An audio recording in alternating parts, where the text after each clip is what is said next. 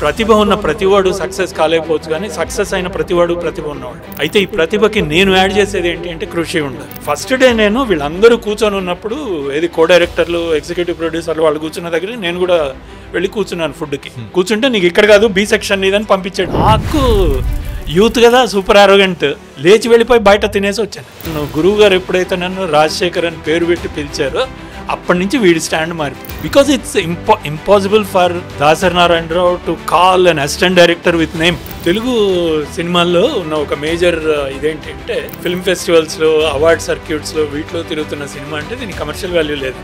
అంటే ఎంతగా అంటే నాకు నంది అవార్డు వచ్చిన రోజు ఒక ఫ్రెండ్ ఒకతను ఫోన్ చేసి ఇక నీ కమర్షియల్ లైఫ్ అయిపోయినట్టే అని అన్నాడు. ఈరోజు మనకి దాసరి గారి వారసుడు ఎవరన్నా ఉన్నారంటారా? He was a rebel. ఆయన షూటింగ్కి వచ్చినప్పుడు సెట్ మొత్తం ఒకసారి చూసి ఒక ప్లేస్ చూసుకొని అక్కడ కుర్చీ వేయించుకునేవారు. Invariably that is the spot from where he could see the entire set అన్నమాట, వితౌట్ ఎనీ అబ్స్ట్రక్షన్స్. ఎవరు ఎక్కడ ఏం తిరుగుతున్నారో మొత్తం తెలుసాను. ఇండస్ట్రీ మొత్తాన్ని కూడా అలాగే చూశాను. ఒక ప్రేక్షకుడిగా సినిమాని ఎలా చూడాలి, ఒక ఔత్సాహికుడిగా సినిమాని ఎలా చూడాలి? ఇప్పుడు ఉన్న ప్రాబ్లం ఏంటి అంటే ప్రతి మనిషి ఒక రివ్యూ రైటర్ లాగానే చూస్తున్నాడు సినిమా. నేను మూవీ చూసిన 2వ నిమిషం పోస్ట్ పెట్టాలి. ఆ పోస్ట్ ఆ సినిమా కన్నా బాగుండాలి, అది దాని మీద రివ్యూ. ఇప్పుడు రాజ్ గారు పునర్జన్మ కలిగి కొత్తగా మళ్ళా డైరెక్టర్ కింద, రైటర్ కింద రావాలంటే how will you redo it? What mistakes you will avoid?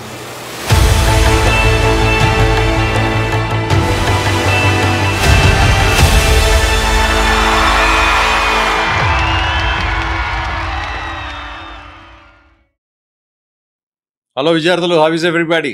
మనం గత సంవత్సరంలో చేసిన 33 ఎపిసోడ్లో ఎప్పుడు కళల మీద కానీ భాషల మీద కానీ మనం ఏమీ చేయలేదు.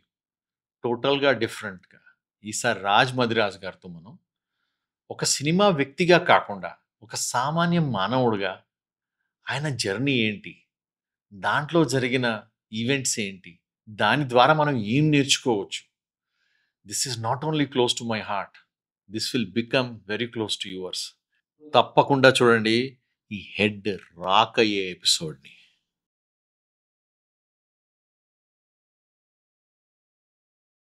రాజుగారు, ఏదో విధంగా ఒక వైవిధ్యమైన వ్యక్తిని ఈరోజు మా పాడ్కాస్ట్లోకి మిమ్మల్ని తీసుకొచ్చాం.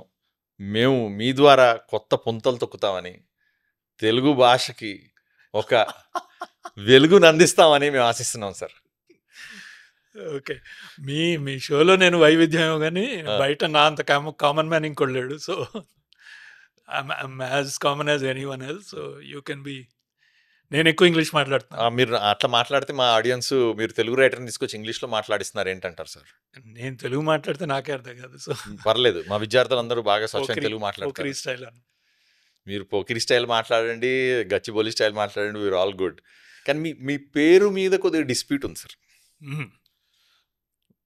అంటే మూడోది ఇంకోటి అయితే మీరు తీసుకురావట్లేదు కదా? నేను తీసుకురావట్లేదు, కానీ మదిరాజు అనేది ఒక కలం పేరా?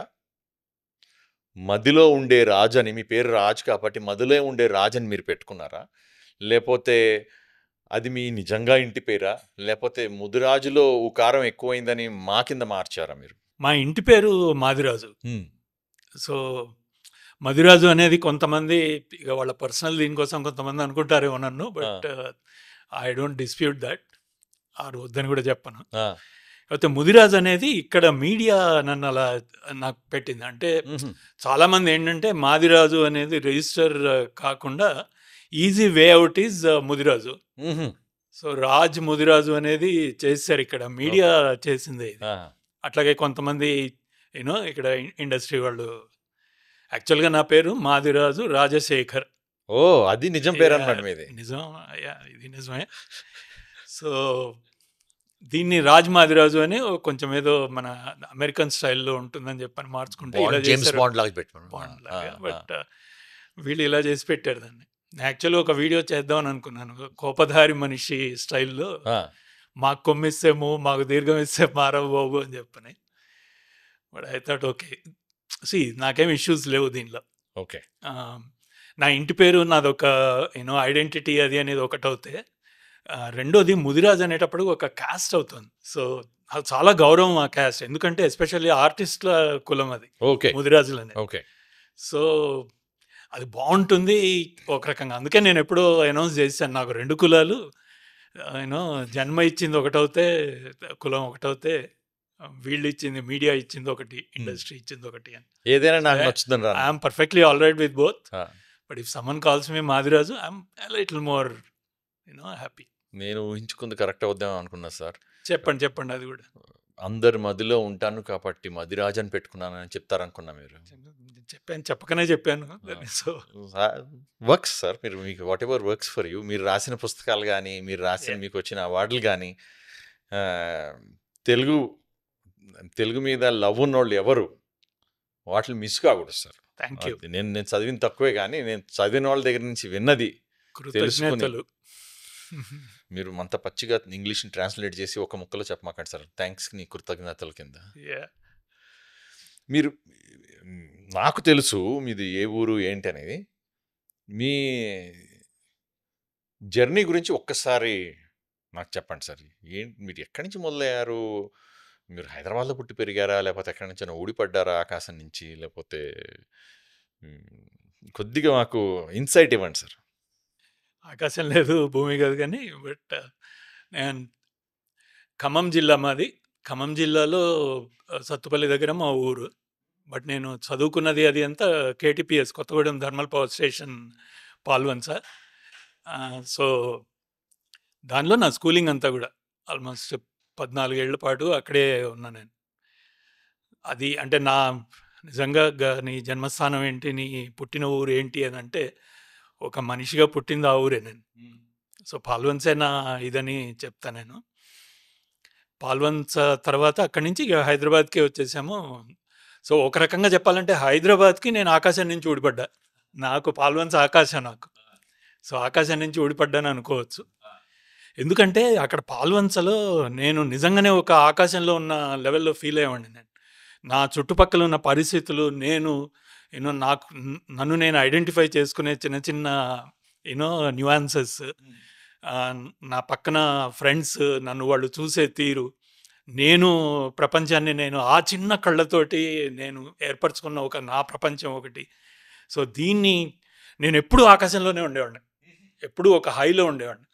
అంటే తర్వాత ఎప్పుడో ఈ మాట చెప్తే మా అన్నయ్య తీసి పారేశాడు. ఏమనంటే, అరే ప్రతివాడికి బాల్యం అలానే ఉంటుందిరా, నువ్వు హీరోవే అని. But I always believe that I'm hero, I'm destined to do something big. No I mean అది అక్కడికి రాను నేను. సో అక్కడి నుంచి మీరు అడిగినట్టు ఆకాశం నుంచి ఊడిపడ్డారంటే, నేను హైదరాబాద్ రావటం వరకు అయితే అదే ఫీల్ అవుతాను నేను. బట్ హైదరాబాద్ వచ్చాక నేల మీద పడ్డది క్లియర్గా అర్థమైంది నాకు. ఎందుకంటే your talent is nothing here. కొన్ని లక్షల మంది వాళ్ళు, అంతకంటే కొన్ని వందల రెట్ల టాలెంట్ ఉండి దాన్ని ప్రదర్శించగల అవకాశాలు ఉండి, వాళ్ళు చాలా డౌన్ టు ఎర్త్, చాలా హంబుల్గా, హ్యూమిలిటీ తోటి వెళ్ళటం అనేది నేను చూశాను. అప్పటి నుంచి నేను వచ్చి దాదాపు 40 ఏళ్ళు అవుతుంది హైదరాబాద్ వచ్చి. అప్పటి నుంచి కూడా నేను అది చూస్తూ వచ్చాను. సో నన్ను కిందికి లాగి కూర్చోబెట్టిన సందర్భాలు కొన్ని వందలు ఉన్నాయి. సో నా అంత టాలెంటెడ్ లేడు, నా అంత తెలివైన వాడు లేడు, బ్రిలియంట్ నేను, లాజికల్గా ఇంత ఇవన్నీ పక్కకు పెట్టి I had to unlearn my self.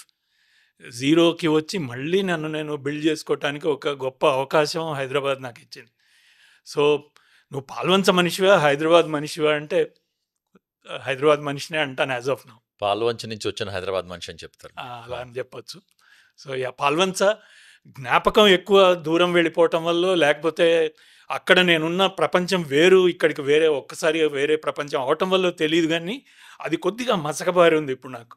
ఓ చిన్న జ్ఞాపకాలు పోతూ వెనక్కి వెళ్తున్న కొద్దీ చిన్న మసకబారుతుంది చూడండి, అది పాల్వంచ నాకు.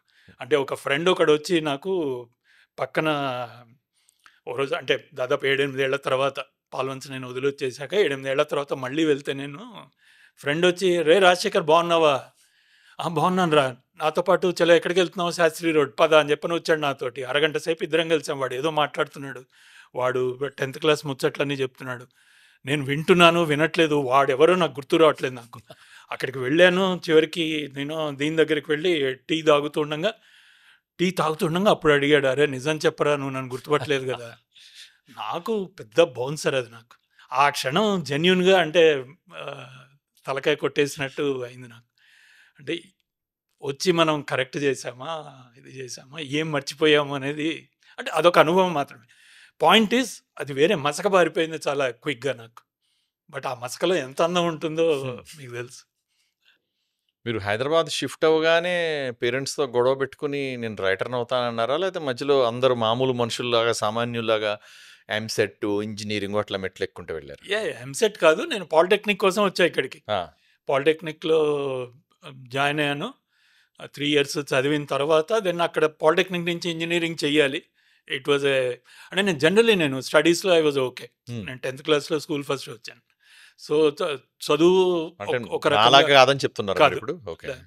సో ఒక రకంగా అది నాకు అదే న్యాచురల్ పాత్. నాకు చదువులో ముందుకు వెళ్ళటం అనేది న్యాచురల్ పాత్. బట్ చెప్పా కదా, ఏది కూడా నేను డైరెక్ట్గా ఏమంటారు, ఏదైతే లేడ్ పాత్ ఉంటుందో దానిలో వెళ్ళలేదు. ఈవెన్ అక్కడ పాల్వన్స్లో ఉన్నప్పుడు కూడా దీనిలో పక్కకు పోయి పాటలు పాడటము, అందరినీ ఒక గ్రూప్ క్రియేట్ చేయటము, కథలు చెప్పటము, ఇవన్నీ కూడా అంటే వీళ్ళకి అగైన్స్ట్గా, వీళ్ళ టీచర్లకి లెక్చరర్లకి వాళ్ళ దీనికి అగైన్స్ట్ ఎక్స్ట్రా కరిక్యులర్ బాగా చేశాను.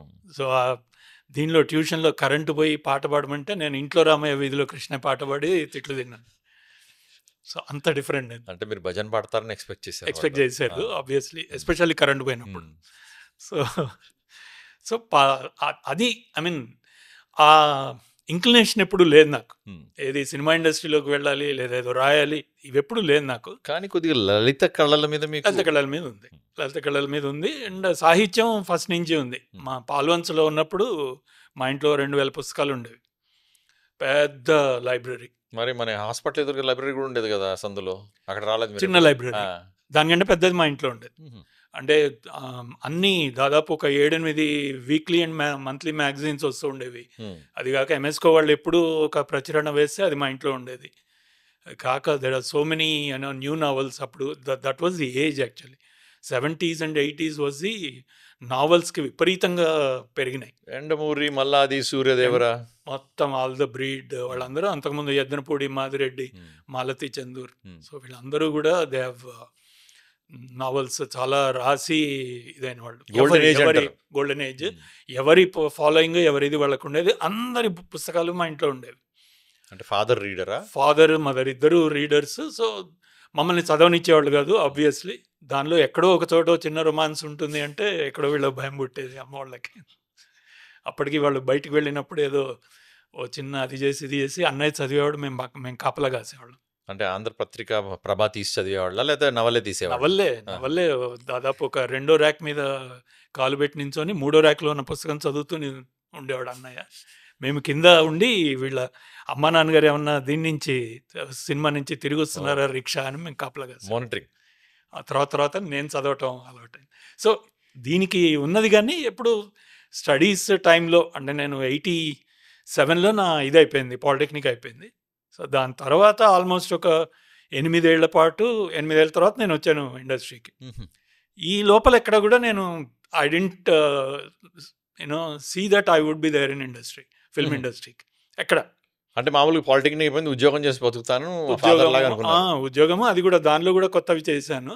చిన్న ఏం ఎక్స్పెరిమెంట్లు చేశారు సార్? ఓ యా, నేను when I finish my polytechnic ఇక్కడ ఎగ్జిబిషన్ అయింది. నేను ఐ జాయిన్డ్ కంపెనీ అన్నమాట, మాస్టర్ కమ్యూనికేషన్స్ అని బేగంపేట్లో. సో అప్పుడు ఇక్కడ ఉండేది, మన పచ్చగుట్లో ఉండేది అప్పుడు, మూల మీద. సో వాళ్ళ దగ్గర జాయిన్ అయ్యాను. వాళ్ళు STD లాక్స్ అని తెచ్చారు. సో అవి నన్ను బాగా అట్రాక్ట్ చేసినాయి. నేను I went along with them to విజయవాడలో ఎగ్జిబిషన్ పెట్టినప్పుడు నేను వెళ్ళాను. అక్కడ పొటెన్షియల్ చాలా బాగా అనిపించింది. నాన్నగారిని అడిగి ఒక 10,000 రూపాయలతోటి నేనే STD లాక్స్ కొని, ఐ వాజ్ 18 దెన్. సో వెళ్ళి విజయవాడలో సెంటర్గా మొత్తం వైజాగ్ వరకు మొత్తం అన్ని దీనిలో తిరిగాను, అమ్మాను, డబ్బులు పోగొట్టుకున్నా, జల్సా చేసి ఇంటికి తిరిగి వచ్చాను. So yeah, I always try to do something differently రెగ్యులర్గా. బట్ ఎక్కడ కూడా నేను సినిమాల్లోకి రాయటం అది జరుగుతుందని అనుకోలేదు. ఫస్ట్ ట్రిగ్గర్ ఎప్పుడు వచ్చింది సార్ మీకు? తెలీదు, అట్లా చెప్పలేము. బట్ అంటే ఎలా ఉంటుంది, ఒక నేను నా మాటల్లో ఏదో ఒక కొంచెం చిన్న ఇది ఉంది, చిన్న హ్యూమర్ యాంగిల్ వేసే చలోక్తులు కొంచెం బాగా వేయగలుగుతున్నాను అనేది నేను ఇంటర్మీడియట్ ఫస్ట్ ఇయర్ ఉన్నప్పుడు మా మామయ్య వాళ్ళ ఇంటికి వాళ్ళ గృహప్రవేశానికి వెళ్ళినప్పుడు అందరూ కూర్చొని ఉండగా ఒకరోజు మధ్యాహ్నము ఏదో ఒక టాపిక్ ఏదో వస్తే నేను జోకులు వేస్తూ పోయాను, దాని మీద మాట్లాడుతూ పోయాను, అందరూ నవ్వుతూ పోయారు. ఆ రోజు కొద్దిసేపు అయిన తర్వాత నాన్నగారు అన్నారు అనమాట, అరే బాగా మాట్లాడుతున్నావు నువ్వు అని. సో దట్ వాజ్ లైక్, అంటే okay, there is something in me, మాట్లాడగలుగుతున్నాను, ఏదో అందరూ ఎంజాయ్ చేస్తున్నారు అనేది. అక్కడి నుంచి తెలియకుండా మిమిక్రీ మొదలుపెట్టాను. అంటే కొద్దిగా సింగింగ్ ఇది ఉండేది, అంటే పిచ్చి లొల్లాయి పదాలు పాడటము, బాత్రూంలో ఎక్కడైనా మైక్ దొరికితే ఎవరినో ఒక గ్రూప్లో అనకముందే పాట పాడేసాను. ఆ తర్వాత ఆర్కెస్ట్రాలో కూడా పాడాను ఒక 2-3 ఇయర్స్ పాటు. సో ఇదంతా కూడా ఏంటి అంటే నాకు I'm just trying to express my self, ఒక రాక్ మ్యూజిక్ లాగా నా ఎక్స్ప్రెషన్ అంతే. అది నువ్వు చూస్తున్నావా, నువ్వు చప్పట్లు కొడితే ఎక్కువ నాకు విపరీతమైన జోష్ వస్తుంది, అది వేరు. But I never anticipated that అనమాట. ఇప్పుడు కూడా నా సినిమాలకి వాళ్ళు కూర్చొని చూసి విపరీతంగా హౌస్ఫుల్ అయిపోయి చప్పట్లు కొడితే ఇవి రాసులు వస్తే దానికంటే కూడా రాయటం అనేది, తీయటం అనేది ఎక్కువ నాకు ఇది ఇస్తుంది. So that should be the trigger point if you're asking me, ఎక్కడ అంటే చెయ్యొచ్చేమో అన్న ఐడియా వచ్చింది. దాని మీద ఇక రాయటం యాక్చువల్గా కంటిన్యూ చేసింది మాత్రం when I came to the industry. దాని ముందు నాకు రాయటం మీద ఎక్కువ ఇది లేకుండే. So when you came to industry అంటే ఎట్లా సార్? సో మీరు ఇట్లా ఎంజాయ్ చేస్తూ పాటలు పాడుతూ బాత్రూమ్ సింగింగ్ చేస్తూ రకరకాలుగా తిరుగుతున్నారు. మీ ఇంట్లో వాళ్ళు ఎట్లయినా వీడు పోయాడు చేతి పనికిరాడు అనుకునేప్పుడు మీరు పూర్తిగా అంటే ఆర్కెస్ట్రాలో పాడినప్పుడు రాత్రి 2-3 అయ్యేది. అంటే ఆ టైంలో 2 వీలర్ వేసుకొని, అంటే ప్రోగ్రామ్ అయిపోయిన తర్వాత వస్తూ నేను ఒక కిషోర్ కుమార్ పాటల క్యాసెట్ వేసుకొని పాడుకుంటూ వస్తూ ఉండగా పోలీసులు పట్టుకొని, ఏంటి అంటే నేను ఇట్లా పాట పాడుస్తున్నా అంటే నేను వాళ్ళ కోసం ఓ పాట పాడి వాళ్ళని వదిలించుకొని ఇంటికి రావటం. ఆ వచ్చిన టైంలో 2-2:30కి నేను బెల్లు కొడితే వాళ్ళు లేచి తీయటం. నేను ఐ వాజ్ రియలీ నాకు పెద్ద ఎంబారస్మెంట్ అది. అయినా సరే చేశాను. అయినా సరే మేము ఒక చిన్న ఇది, నేను బయట నుంచి రావడానికి వాళ్ళు ఇది పెట్టుకునేవాళ్ళు. మార్నింగ్ నేను లేచే టైంకి అందరూ ఎవరి పనులలో కూడా వెళ్ళిపోయేవాళ్ళు. ఇదంతా కూడా అంటే జనరల్గా ఒక మనుషులు చేసే ఇది కాదు ఇది. ఎస్పెషల్లీ మా ఫ్యామిలీలో ఎవరు ఇట్లాంటివి అసలు చేసిన ఇది లేదు. బట్ నాన్నగారు ఏంటి అంటే ఎప్పుడు కూడా ముందు తీసుకోబోయే ముందు దాని గురించి చిన్న డిస్కషన్ చేస్తారు, చిన్న డిబేట్. దీనిలో ప్రోస్ ఇవి, కాన్స్ ఇవి, ఇది చేయటం వల్ల నీకు ఇక్కడ డెఫినెట్లీ ఇది వచ్చే ప్రాబ్లం ఉంది, but if you succeed sky is the limit. ఈ మాట చెప్పి ఊరుకునేవారు ఇంకా. So ball is in your court, నువ్వు ఏది నీకు సక్సెస్ అయినా ఫెయిల్ అయినా నువ్వు తీసుకోవడానికి రెడీగా ఉండు, ఆ రెస్పాన్సిబిలిటీని నువ్వు తీసుకోవడానికి. ఇగో ఇందువల్ల నేను లాస్ అయినా అని ఇంకొకటి వైపు దీని వైపు చూపించకు, ఈ మాట చెప్పారు. సో నేను బయటికి పోయి పాటలు పాడినా, లేకపోతే తర్వాత ఫిల్మ్ ఇండస్ట్రీలోకి వెళ్తానన్నా ఎప్పుడు కూడా, ఇన్ఫ్యాక్ట్ స్కూల్ ఎగ్గొట్టి సినిమాలకు వెళ్ళిన ఇవి ఉన్నాయి. కొత్తగూడెం సైకిళ్ళ మీద వెళ్ళాం ఖైదీ సినిమాకి. వెళ్ళి ఇంటికి తిరిగి రాగానే అప్పుడు తెలియలే నాన్నగారికి, బట్ వెళ్ళినప్పుడు పైసలు తక్కువయ్యి మామయ్య గారిని అడిగాను అనమాట. నేను కొత్తగూడెంలో 5 రూపాయలు ఇమ్మని అడిగాను. సినిమా వచ్చాం 15 రోజుల తర్వాత మామయ్య నాన్నగారికి చెప్పారు. చెప్తే ఆ రోజు మాత్రం కొట్టారు. ఆ రోజు దబిడిది. But generally speaking he is not like, అంటే ఒక నీజర్క్ రియాక్షన్స్ ఎప్పుడు ఉండేవి. చాలా అంటే దీన్ని ఏమంటారు, ఒక లాంగ్ టర్మ్ దీనిగా చూసి దాన్ని రియాక్ట్ అయ్యేవారు. So he didn't tell me to stop or start or. చదువులో జనరల్గా ఈవెన్ నేను దీనిలోకి వచ్చిన తర్వాత పాటలు పాడుతున్న టైంలోనే నా మళ్ళీ ఒకసారి అది బోర్ కొట్టి I wanted to go to my MBA. So దీంతో అప్పటి గ్రాడ్యుయేషన్ లేదు కాబట్టి ఐ జస్ట్ అటెంప్టెడ్ బీకామ్ 1 సిట్టింగ్లో అయ్యేది కదా, అది చేసి MBAలో జాయిన్ అయ్యాను. మళ్ళీ MBAలో జాయిన్ అయిన సెకండ్ సెమిస్టర్లో మళ్ళీ దాసరి గారి దగ్గర జాయిన్ అయ్యాను. సో ఐ వాజ్ లైక్, అంటే ఏది నన్ను అసిస్టెంట్ డైరెక్టర్ జాయిన్ అయ్యారా? అసిస్టెంట్ డైరెక్టర్గా అంత ఈజీగా దొరికిందా సార్ మీకు? దొరకలేదు, అంత ఈజీ కాదు. అంటే కొంచెం ఇంగ్లీష్ మాట్లాడగలిగేవాడిని కాబట్టి ఇంప్రెస్ చేశారా వెళ్ళి? ఇంప్రెస్ అయ్యారు అంతే. బట్ అదర్వైజ్ కూడా అంటే మాటల్లో ఎక్కడో ఒక చోట ఒక స్పార్క్ ఏదో కనిపించి ఉంటుంది. దానికి ముందు KS రామారావు గారి దగ్గరికి మా అత్తయ్య గారి ఆవిడ కల్చరల్ ఆర్గనైజేషన్ ఉంది. సో ఆవిడ రికమెండేషన్ తోటి వెళ్ళాను నేను. వెళ్ళి ఇట్లా ఐడియాలు చెప్పాను అనమాట కొన్ని. వాళ్ళు అప్పుడే జెమినీ ఈటీవీ వస్తుంటే దానిలో కొన్ని చిన్న స్కిట్స్ లాగా చేయొచ్చు అని ఐడియాస్ ఇస్తే, బాగున్నాయి నువ్వే చేయన్నారు. మనకేమీ రాదు. సో కో డైరెక్టర్ ఒక అతన్ని అంటగట్టారు ఆయన నాకు చెప్పాడు, ఇలా తీయాలి ఇలా తీయాలి ఇలా రాసుకోవాలి, ప్రాప్స్ ఇవి, స్క్రిప్ట్ ఇలా ఉండాలి, యాక్టర్స్ రేపటికి ప్రోగ్రామ్ వీళ్ళకి ఇలా చెప్పాలి. సో అలా మొదలైంది అనమాట మీ జర్నీ. అలా మొదలైంది. సో అక్కడ దెన్ ఇమ్మీడియట్లీ బగ్ మొదలైంది. ఇట్ వాజ్ సో ఇన్స్టంటేనియస్ అనమాట. డైరెక్టర్ అవుదాం నాకు ఎప్పుడు లేదు. అంతకుముందే ఒక కొంతమంది పేర్లకి బాగా అట్రాక్ట్ అయిన సందర్భాలు ఉన్నాయి. లేక కాదు, విశ్వనాథ్ అయినా, రామ్ గోపాల్ వర్మ అయినా, రాఘవేంద్ర అయినా అయిన సందర్భాలు ఉన్నాయి. కానీ నేను డైరెక్టర్ అవుదాము అనేది ఎప్పుడు లేదు. బట్ ఈ చిన్న ఎక్స్పీరియన్స్ ఇట్ రియలీ కిక్ మీ అనమాట. సో ఆయన అడిగాను, నేను దీనిలో జాయిన్ అవుతాను, ఇన్స్టిట్యూట్లో, ఫిల్మ్ ఇన్స్టిట్యూట్లో జాయిన్ అవుతాను అని అంటే, అట్ట కాదు ఒక అసిస్టెంట్ డైరెక్టర్గా జాయిన్ అయ్యి ఎవరి దగ్గర నాకు ఎవరు ఇస్తారు అంటే, నేను ముగ్గురు దగ్గర నేను పెట్టగలను నిన్ను, దాసరి, రాఘవేంద్రరావు, రామ్ గోపాల్ వర్మ, వీళ్ళ ముగ్గురులో ఎవరి దగ్గర అంటే వాళ్ళ దగ్గర పెడతా. నాకు ఆ మూమెంట్ ఎందుకు తట్టిందో Dasari Narayana Rao. He immediately called గురువుగారిని కాల్ చేసి చెప్పారు, రమ్మన్నారు. ఉగాదికి నేను వెళ్ళి కూర్చున్నాను. సో హీ సెడ్ కళ్యాణ ప్రాప్తిరస్సును ఒసే రామలమ్మ పక్క పక్కనే స్టార్ట్ అవుతున్నాయి, so comment join. So it was easy ఒక విధంగా. బట్ యా, ఇంకెవరికి అంత ఈజీగా వచ్చేది కదా. సో మీరు ఏడీ కింద జాయిన్ అయ్యి రైటర్ కింద షిఫ్ట్ ఎట్లా జరిగింది సార్ మరి? రెండు ప్యారలల్గానే జరుగుతాయి. జనరల్గా మన దగ్గర డైరెక్టరే రాసుకుంటాడు కూడా మన దగ్గర. సో చాలామంది డైరెక్టర్లు, ముఖ్యంగా బాలచంద్ర గారు, భారతీరాజా గారు, వీళ్ళు అసిస్టెంట్ డైరెక్టర్గా జాయిన్ అవుతాను అని ఎవరన్నా వస్తే, నువ్వు ఒక 2 పేజీలు ఏదన్నా రాసి తీసుకొనిరా, అది దానిలో మెటీరియల్ ఉంటే నేను తీసుకుంటాను అని అనేవారు. This actually happened. అందుకనే మద్రాస్లో మీకు అసిస్టెంట్ డైరెక్టర్ల క్లబ్ ఉంటుంది. ఏది వాళ్ళు they throw ideas into the ring and they discuss, they come out, anybody can use it, everybody can use it. వాళ్ళ దగ్గరికి వీళ్ళు తమ ఐడియాలుగా పోయి చెప్పుకోగలరు. They are so free about it. వాళ్ళకి ఐడియాలు అప్పటికప్పుడు అవి ఇదైపోతూ ఉండాలి. బాంబేలో కనుక కాస్టింగ్ ఎలా అవుతుంది, కాస్టింగ్ అంటే కొన్ని 200 మంది వచ్చి క్యూలో నించుంటారు, ఇవాళ అయిపోయిందంటే అంతే మామూలుగా వెళ్ళిపోతారు. వాళ్ళ నిరసనలు అవి ఏమి ఉండవు, వాళ్ళ డ్రామాలు ఉండవు. ఈవెన్ వాడు చెప్పటం కూడా, వాడు వచ్చి వాడి లైన్స్ చెప్పటం కూడా అంతే చెప్తాడు. అంతే చెప్పి నన్ను వీళ్ళు సెలెక్ట్ చేసుకున్నారా లేదా అనేది చూడరు కూడా వాడు. నిజంగా అది ఆ రోల్ కనుక నాదవుతే అది పరిగెత్తుకుని నా దగ్గరికి వస్తుందని వాడు వెళ్ళిపోతాడు.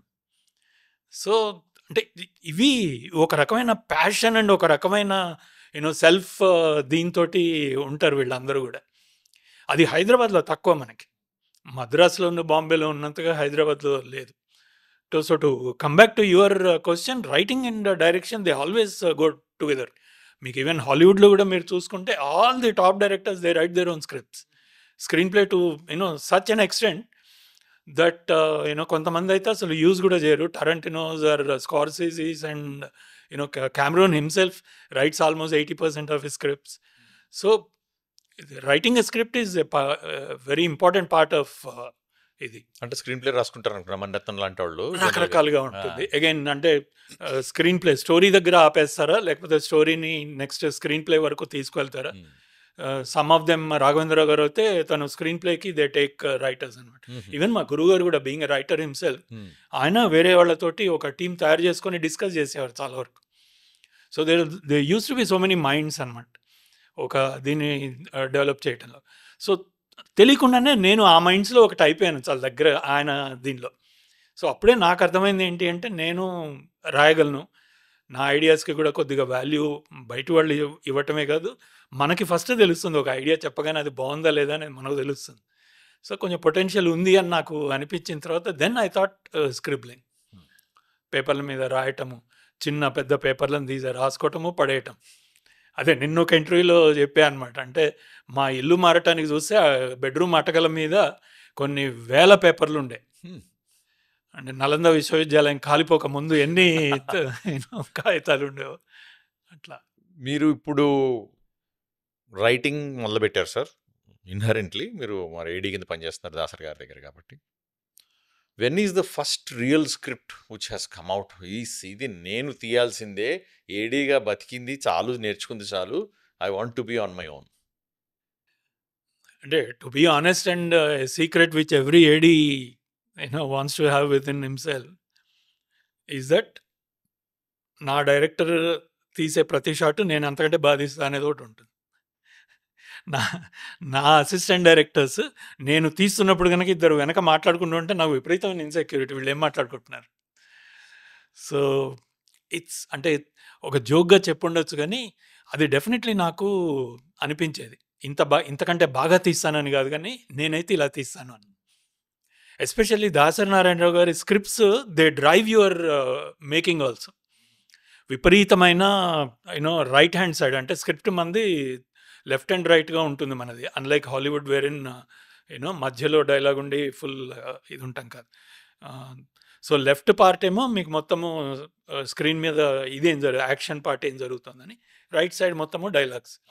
సో మీరు దాసరి గారి స్క్రిప్ట్స్ తీసుకుంటే లెఫ్ట్ సైడ్ 2-3 లైన్స్ ఉండి, రైట్ సైడ్ 20 లైన్స్ ఉంటాయి, మళ్ళీ 2-3 లైన్స్ ఉంటాయి, మళ్ళీ 3-4 పేజీల రైట్ హ్యాండ్ సైడ్ ఉంటుంది. The idea is he use to depend a lot on the మాటలు అనమాట. అంటే మీరు చూస్తే కెమెరాని పాతేసి వాళ్ళు మాట్లాడుకుంటూ ఉండగా కెమెరాలు ఇదవుతాయి. తర్వాత చాలా రోజుల తర్వాత ఆయన he started using track and trolleys and cranes and ఇవి. సో అంటే నేను వెళ్ళే టైంకి అది బాగా స్పీడ్ బాగా పెరిగింది ఆయన దీనిలో కూడా, బట్ మాటలు అలాగే ఉన్నాయి. సో మాటల మీద విపరీతంగా ఆయన స్టైల్ అది. అదే రాఘవేంద్రరావు గారు అయితే తక్కువ మాటలు, బట్ విపరీతమైన మ్యూజిక్, లౌడ్నెస్ ఉండేది, కానీ ఆ లౌడ్నెస్ మ్యూజిక్లో ఎక్కువ ఉండేది. అండ్ ఈవెన్ వీళ్ళు మాట్లాడడం వీళ్ళ ఇది కూడా జనరల్లీ ఒక పిచ్, ఒక నోట్ పైన మాట్లాడేవాళ్ళు వీళ్ళు. రాఘవేంద్రరావు గారు, కోదండరామిరెడ్డి, బి గోపాల్, వీళ్ళ దీనిలో. అదే మీరు విశ్వనాథ్ గారు, బాపు గారు అయితే చాలా సైలెంట్గా, చాలా సటిల్గా ఉంటాయి వాళ్ళవి. So you can actually categorize, segmentize your audience according to the movies they made. ఈ మూవీ వీళ్ళు తీస్తున్నారంటే ఎవరు చూడబోతున్నారు, ఎవరు చప్పట్లు కొట్టబోతున్నారని మీకు ఆల్రెడీ తెలిసిపోతుంది. సో నేను ఒక డైరెక్టర్గా అవుదాము అనేది ఆబ్వియస్లీ అసిస్టెంట్ డైరెక్టర్గా జాయిన్ అయిన ఫస్ట్ డే నుంచి ఉంది నాకు అది. బట్ ఒక 2-3 ఫిల్మ్స్ అయిన తర్వాత then I started thinking about actually becoming a director. ఒకవేళ నేను అవుతే నేను చెయ్యగలనా ఇది. అది ఫస్ట్ ఆఫ్ ఆల్ వచ్చే ప్రాబ్లం ఏంటంటే స్టార్ట్ కెమెరా చెప్పడం అనేది చాలా కష్టం, అందరికి అంత ఈజీ కాదు అది. యూ ఓంట్ బిలీవ్, చాలామంది డైరెక్టర్స్ ఒక కో డైరెక్టర్కో లేకపోతే ఒక లెఫ్టినెంట్ ఎవరికో కూర్చోబెట్టి వాళ్ళతో చెప్పిస్తారు, because they don't want to go out of their zone అనమాట. ఆ జోన్లోంచి వెళ్ళటం అనేది ఇష్టపడరు వాళ్ళు. ఇప్పుడైతే ఇంకా ఎక్కువ, ఇప్పుడైతే మానిటర్స్ వచ్చేసినాయి, మానిటర్ లోపల తలకాయ పెట్టి కూర్చొని పోతాడు. డైరెక్టర్స్ చాలామంది అసలు ఆర్టిస్టులతోటి డైరెక్ట్ ఇంటరాక్షన్ అనేది while the shot is happening ఉండదు. అప్పట్లో అలా కాదు కదా. అప్పట్లో ఏంటి, యూ హ్యావ్ టు ఎదురుగా షాట్ ఏం జరుగుతుందో అది చూడాల్సిందే. వ్యూ ఫైండర్లో ఒకసారి రిహార్సల్ చూసుకోవడం, దట్స్ ఇట్. సో ఇవన్నీ కూడా అంటే నాకు ఫస్ట్ దీనిలో వెళ్ళేటప్పుడు నాకు కళ్ళ ముందు జరుగుతుందే నాకు అర్థం కావట్లేదు. కళ్ళ ముందు జరిగింది, సెకండ్ షాట్ మళ్ళీ అది ఎందుకు చేస్తున్నారు, కెమెరా ఎటు మూవ్ అయింది. ఇది నాకు ఫస్ట్ డే వదిలేసి సెకండ్ డే నేను ఏం చేశాను, ఒక పేపర్ పెన్ను పెట్టుకొని ఒక ఇది గీతలు గీసేసి, ఇగో ఇక్కడ కెమెరా ఇక్కడి నుంచి ఇక్కడికి మూవ్ అవుతుంది, ఆర్టిస్టులు ఇలా మూవ్ అవుతున్నారు, ఇదని రాసి పెట్టాను. 3వ రోజు మా ఎగ్జిక్యూటివ్ ప్రొడ్యూసర్ గారు చూసి, ఇలా రా నువ్వేం రాస్తున్నావు చూడండి అని చూసి ఆయన దాసరి గారికి చూపించాను. ఆయన చూడగానే, నువ్వు రాసావా, బాగుంది, షార్ట్ కంటిన్యూటీ రాస్తున్నావా అన్నారు. అంటే ఏంటి సార్ అన్న అంటే చెప్పాను, ఇలా అవుతుంది, ఇక్కడ కట్ చేసే ఛాన్స్ ఉంటుంది. సో వాళ్ళు లెఫ్ట్ హ్యాండ్లో బ్రీఫ్ కేస్ పట్టుకుంటే అది లెఫ్ట్లోనే మొత్తం షార్ట్ అంత ఉండాలి చెప్పారు ఆయన. అక్కడి నుంచి అవి కూడా రాస్తూ ఉన్నాను. 5వ రోజు 6వ రోజు కల్లా నన్ను పేరు పెట్టి పిలవటం మొదలుపెట్టారు. ఫస్ట్ డే నేను వీళ్ళందరూ కూర్చొని ఉన్నప్పుడు, ఏది కో డైరెక్టర్లు, ఎగ్జిక్యూటివ్ ప్రొడ్యూసర్లు వాళ్ళు కూర్చున్న దగ్గర నేను కూడా వెళ్ళి కూర్చున్నాను. ఫుడ్కి కూర్చుంటే, నీకు ఇక్కడ కాదు బి సెక్షన్ ఇదని పంపించాడు నాకు మా వీడు. సినిమాలు అంతే ఉంటుంది కదా సార్. నాకు యూత్ కదా, సూపర్ ఆరోగెంట్, లేచి వెళ్ళిపోయి బయట తినేసి వచ్చాను. సో మా కో డైరెక్టర్ పిలిచి అడిగాడు, ఏంటి ఇవాళ నేను చూడలేదు నిన్ను, దీని దగ్గర ఫుడ్ తినలేదు నువ్వు అని అంటే, చెప్పా బయట తిన్నాను సార్ అని. అంటే ఎందుకు, ఆయనకి చూచాక అర్థమైంది అలా కాదు ఇలా ఉంటుందని చెప్పాడు. సో ఈ 5వ రోజు 6వ రోజు ఆయన నన్ను, గురువు గారు ఎప్పుడైతే నన్ను రాజశేఖర్ అని పేరు పెట్టి పిలిచారో అప్పటి నుంచి వీడి స్టాండ్ మారిపోయింది. వీడు నన్ను వెనక్కు జరిపి నన్ను కూర్చోబెట్టి కుర్చీ అది చేయటం మొదలుపెట్టాడు. అప్పుడు దాకా because it's impossible for Dasari Narayana Rao to call an assistant director with name. లేకపోతే ఏడి అంటారా సార్, ఎడిటరా అంటారా? ఏడిగా రే అంతే. అంతే విపరీతమైన, అంటే ఆయన ఒక దీనిలో ఉంటారు, దానికి కూడా ఒక రీజన్ trance లో ఉంటాడు ఆయన. ట్రాన్స్ లో ఉంటారు ఆయన. ఎదురుగా ఉన్నవాళ్ళు ఎవరు అనేది అర్థం కాదు వాళ్ళకి. సో అట్లాంటి దీనిలో ఉన్నప్పుడు ఒక అప్రెంటిస్ని 5వ రోజు వాడిని పేరు పెట్టి పిలిచారు అనేది అప్పట్లో ఒక. సో నేను డైరెక్టర్ అవుతాను అని ఒకసారి అనుకున్న మూమెంట్స్లో ఇవన్నీ కూడా యాడ్ అవుతూ వచ్చినాయి, కాదంటానికి లేదు. కానీ బట్ మా గురువు గారి స్టైల్ నాది ఒకటే అవుతుందా కాదా అనేది ఆయనలోంచి నేను ఎన్నుకున్న ఒక ఇదేంటంటే ఒక రియలిస్టిక్ ఎన్వైర్న్మెంట్లో తీస్తారు అన్నీ కూడా. అంటే మీరు ఎంత డ్రామా అయినా సరే ఒక రియల్గా జరుగుతుంది నా కళ్ళ ముందు అనేది మాత్రం ఉంటుంది. బట్ దాన్ని ఆయన చెప్పే తీరు మాటల్లో ఎక్కువ చెప్తారు. సో అది నాకు బాగా ఇష్టం. అంటే రొమాన్స్ అయినా హారర్ అయినా ఏదైనా సరే ఒక కెమెరాని, అంటే జనాలు తిరుగుతూ ఉండగా కెమెరాని పెట్టి చేయటం అనేది నాకు ఇష్టం. కెమెరా మూమెంట్ని బట్టి జనాలని తిప్పటం కాకుండా. Okay, that could be summarised into. ఒకవేళ ఇప్పుడు రాజ్ గారికి పునర్జన్మ కలిగి కొత్తగా మళ్ళా డైరెక్టర్ కింద రైటర్ కింద రావాలంటే how will you redo it and what mistakes you will avoid? ఒకటి నేను డెఫినెట్లీ చేసింది ఏంటంటే నాకేది నచ్చింది, నేనేమి చేయగలను అదే చేసిపోయాను నేను ఇన్నాళ్ల పాటు. అది 10 మందిలో ఒకళ్ళకి నచ్చింది ఒకసారి, 10 మందిలో 2-3 నచ్చింది. I didn't get that commercial success ఏదైతే రావాలో అది రాలేదు నాకు, bearing 1 or 2 movies.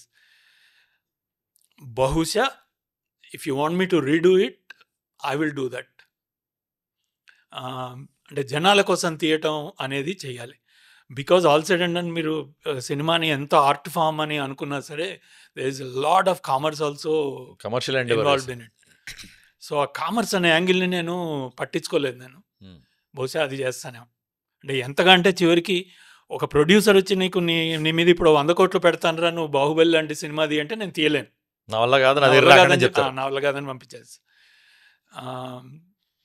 I want to be honest than తప్పుడు మాటలు చెప్పి తీసుకొచ్చి ఏదో తిరిగా greedy and finally con jobs మన వల్ల కాదు. సో మళ్ళీ ఈ జన్మలోకి మళ్ళీ వెనక్కి వద్దాం సార్.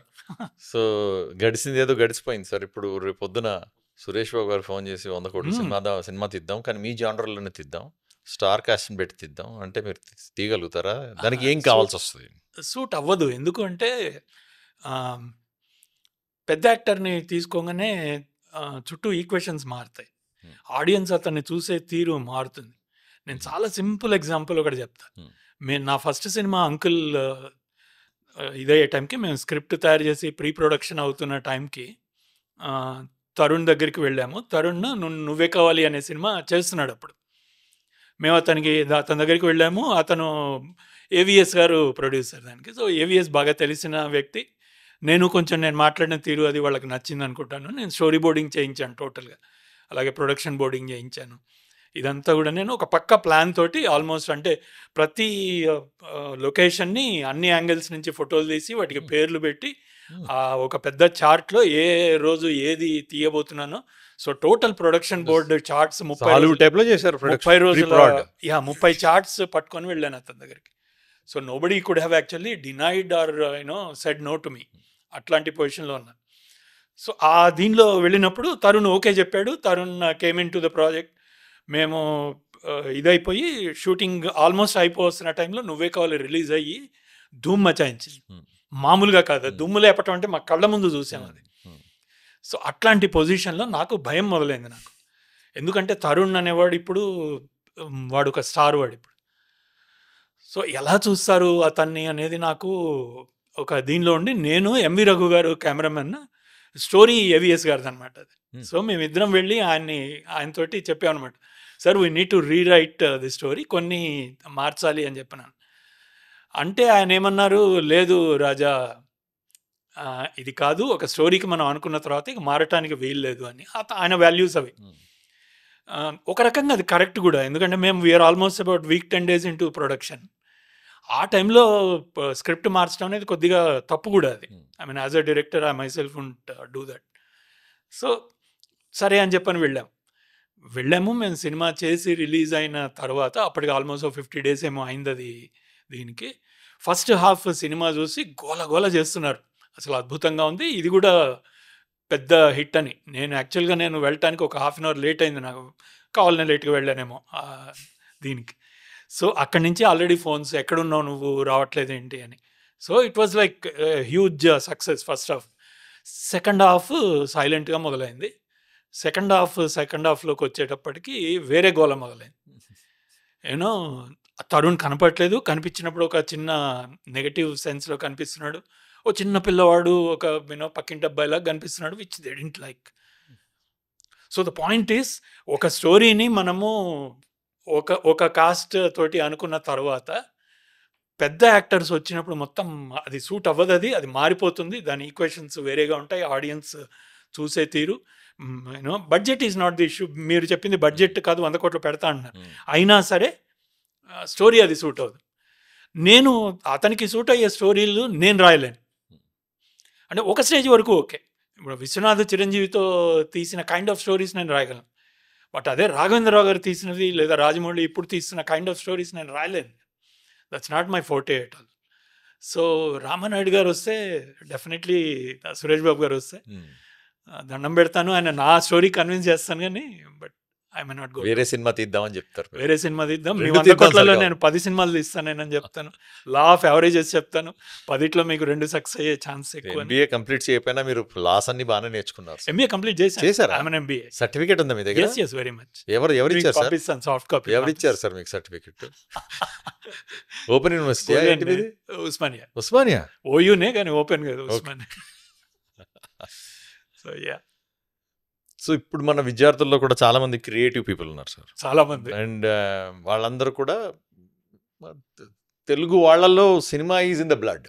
మనం ఏమనుకున్నా కానీ మ్యాట్ని పడకపోతే ముందుకు జరగదు వారం. అట్లాంటప్పుడు ప్రొడక్షన్లో కానీ డైరెక్షన్లో కానివ్వండి, యాక్టర్లకు కానీ అందరూ మన ఆస్పిరేషన్స్ ఉంటాయి మనకి. ఏదన్నా ఒకటి తీసుకుని మీరు డైరెక్టరు రైటర్ కావాలంటే కొద్దిగానే భాష మీద పట్టు ఉండాలి. మీరు తెలుగు ఏం చదువుకోలేదు, బిఏ లిటరేచర్ చదువుకోలేదు.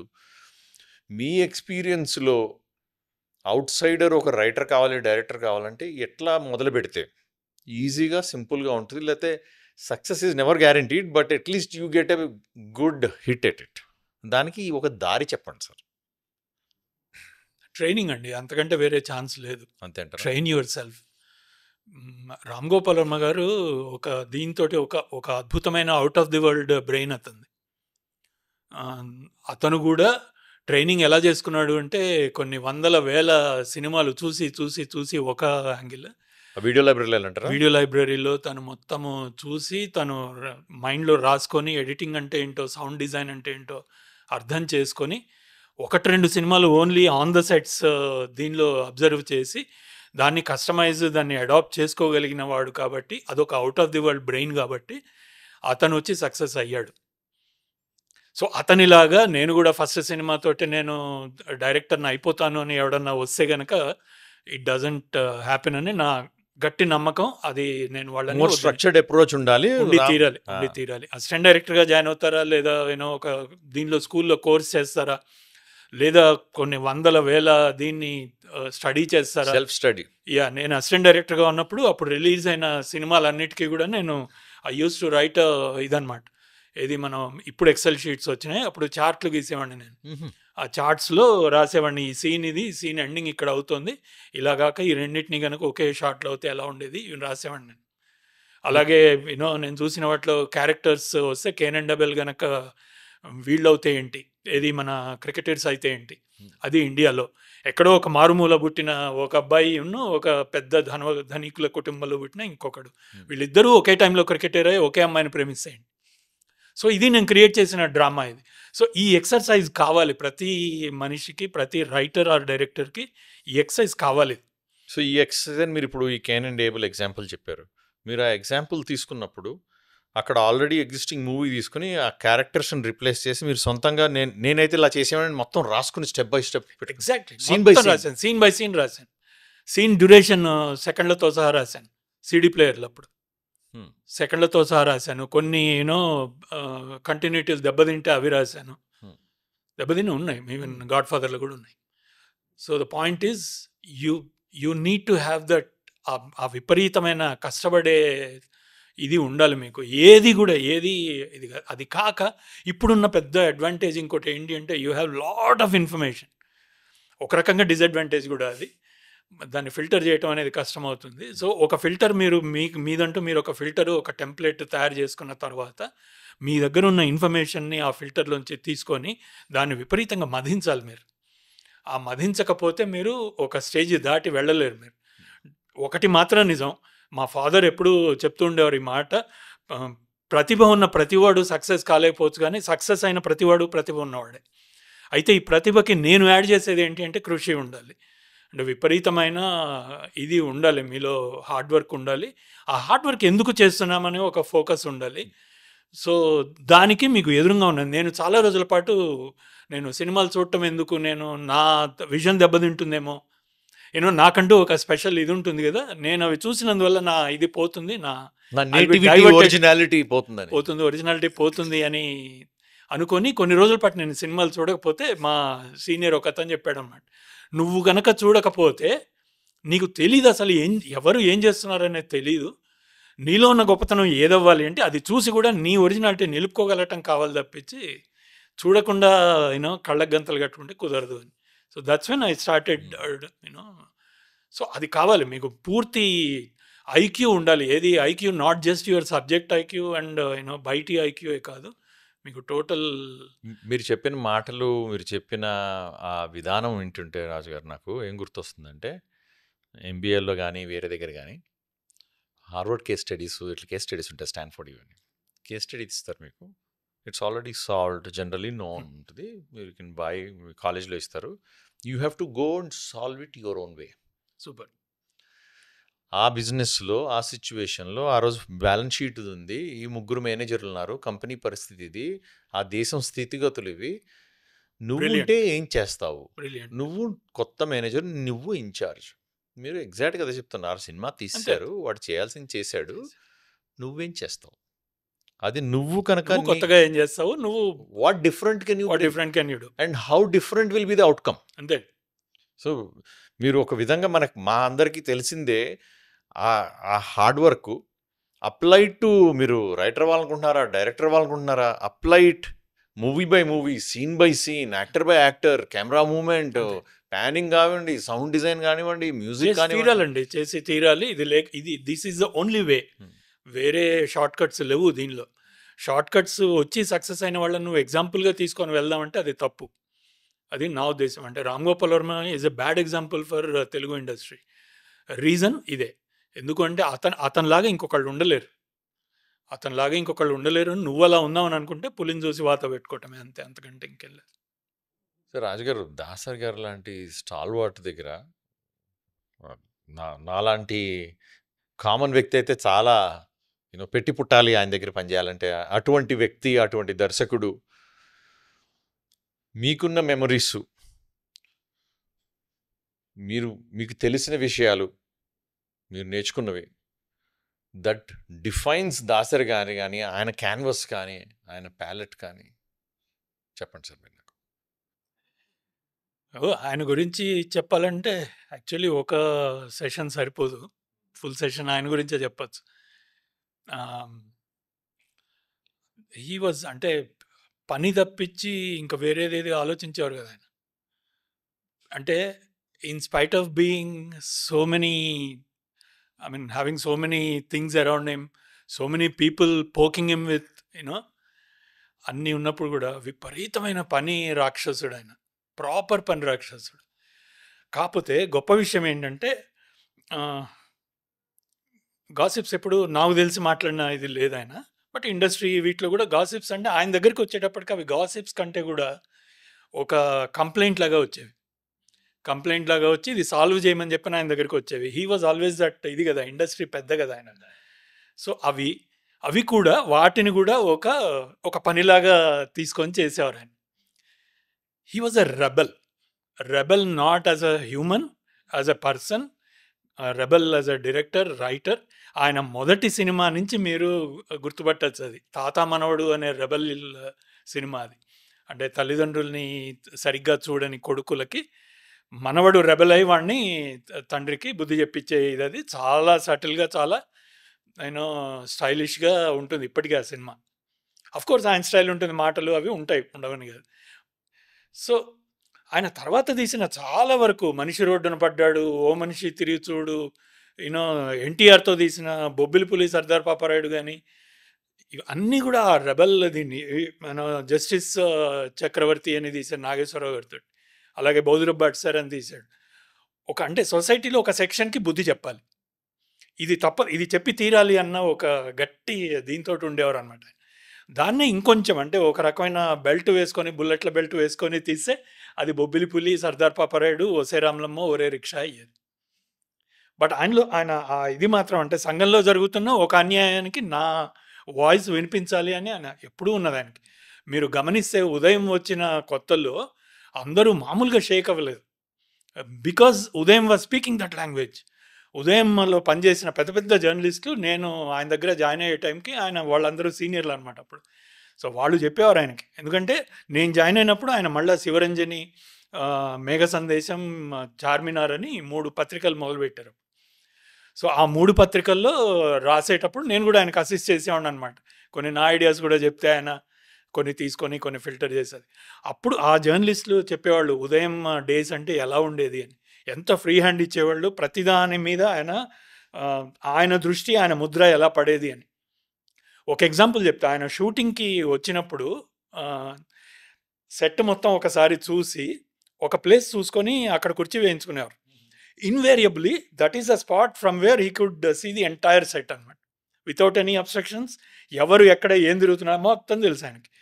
దాన్ని ఒక మెటఫార్గా ఇది చేసి చూస్తే ఇండస్ట్రీ మొత్తాన్ని కూడా అలాగే చూశారు ఆయన. ఇండస్ట్రీలో కూడా ఒక పొజిషన్ తీసుకొని ఆయన ఆ పొజిషన్ నుంచి మొత్తం ఇండస్ట్రీ మొత్తాన్ని ఆయన ఒక దీనిలో చూడగలిగారు. పెద్ద పెద్ద వాళ్ళ మీద ఆయన ఒకసారి మైండ్లోకి వచ్చింది అంటే రాసి పడేయటమే, అది వాళ్ళతోటి మాట్లాడేయటమే, సినిమాలో సీన్ పెట్టేయటమే.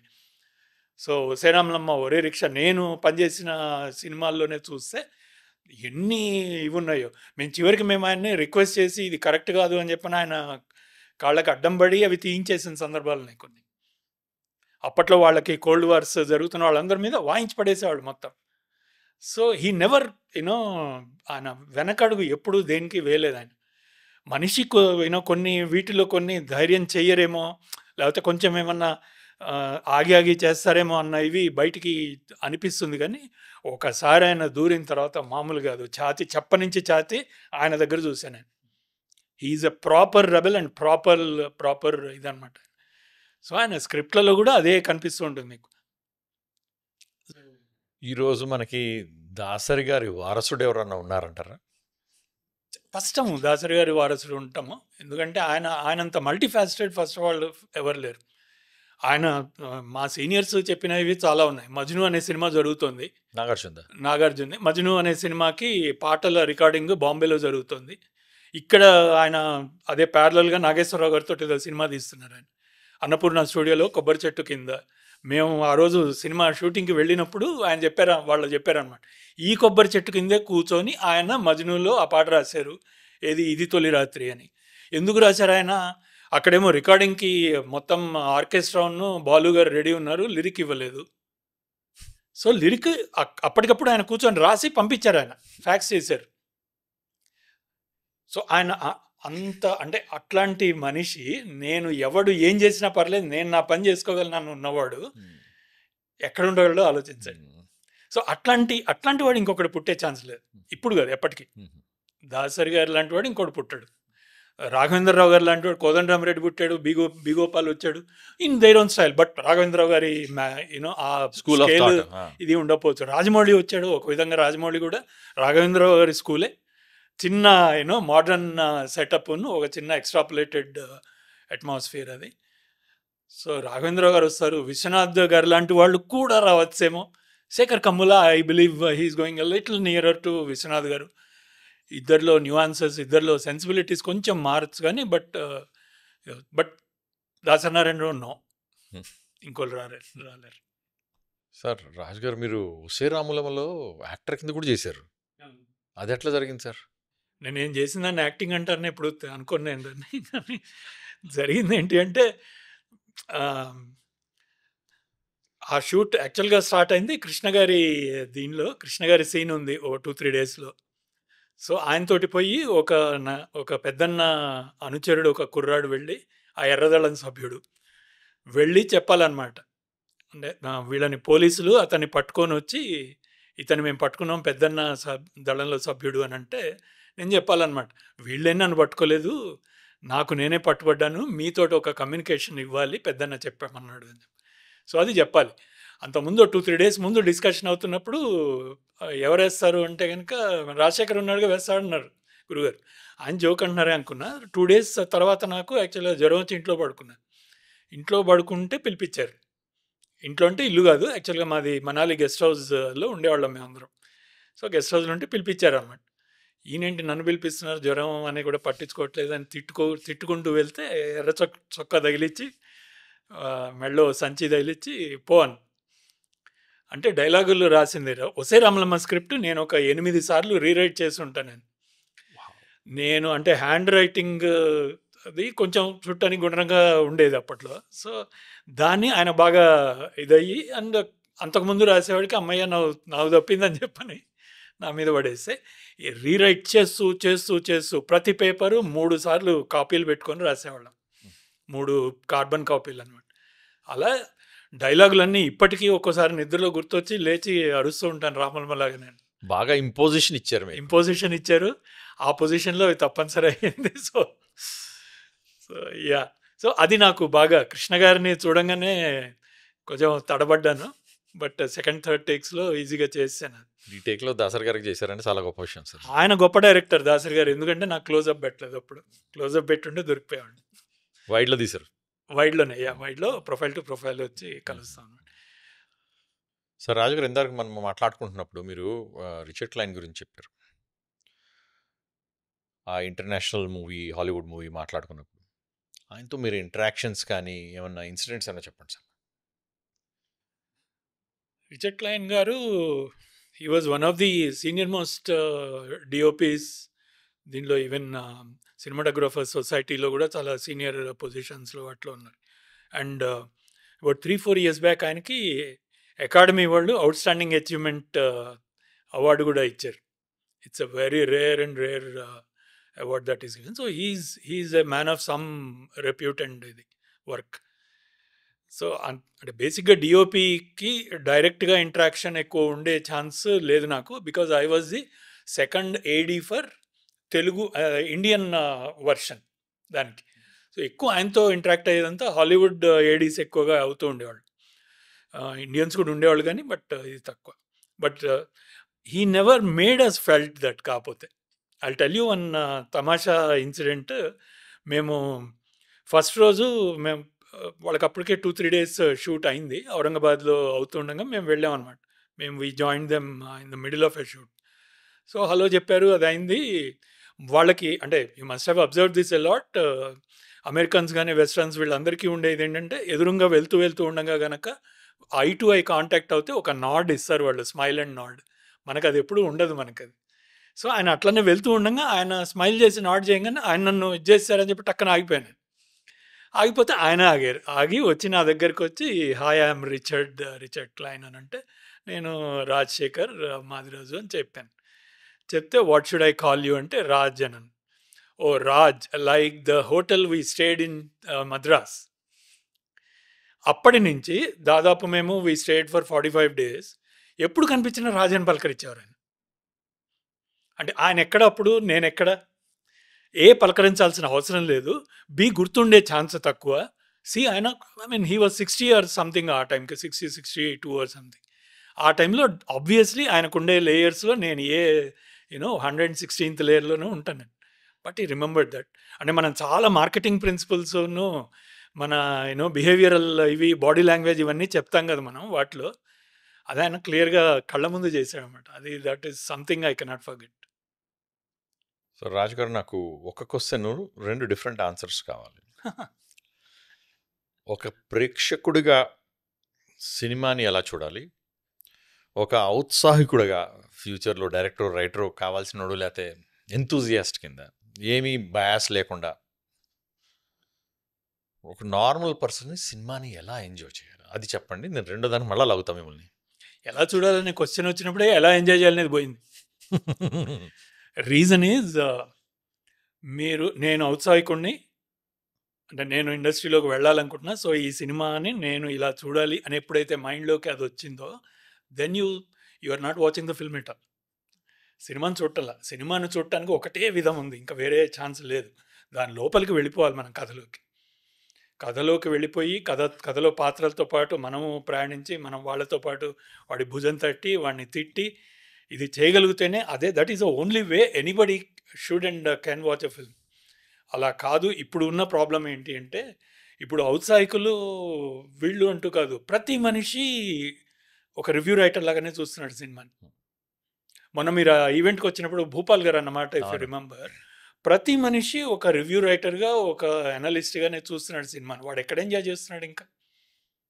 నేను డైరెక్టర్ అయ్యాక, ఇన్ఫ్యాక్ట్ అసిస్టెంట్ డైరెక్టర్గా అయిన తర్వాతే కొద్దిగా వచ్చిన ఇదేంటంటే, నేను ఈ షాట్ తీస్తున్నా అంటే కెమెరా ఎక్కడ పెట్టారు, ఎలా మూవ్ అవుతుంది, లెన్స్ ఎంత పెట్టారు, దానిలో ట్రాక్ వేశారా లేకపోతే జూమ్లో చేస్తున్నారా, ఇది నేను చూసేది.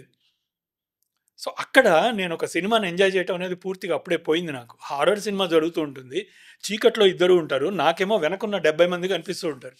ఇంక నాకు దానిలో ఉన్న భయం నాకు ఎక్కడ కలుగుతుంది? మీరు టెక్నికాలిటీస్ చూస్తున్నారు సార్, లైటింగ్ చూసి చూస్తున్నారు. తీరుతాను, తప్పదు నాకు అది. సో ఒక ఔత్సాహికుడుగా నువ్వు సినిమాని ఎంజాయ్ చేద్దాం అనుకుంటే కుదరదు, ఛాన్సే లేదు.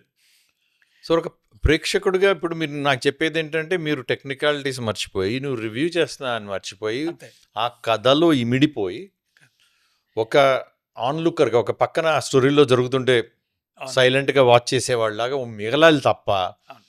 కెమెరా మూవ్ అయిందా లేకపోతే లైటింగ్ కరెక్ట్ పెట్టాడా, వీటి సూట్ కేసులు లెఫ్ట్ నుంచి Editor- రైటింగ్ మారిందా, ఎడిటర్ కత్తెరకు పని చెప్పాడా లేదా, ఇది ఇలా అందులోకి వెళ్ళిపోవాలి. అందులోకి సినిమా నేను చూడాలి, ఆ ఫ్రేమ్లోకి నేను ఒక భాగం కావాలి. నేను ఆ ట్రాలీతో పాటు నేను తిరగాలి, లేకపోతే ఆ మజా లేదు.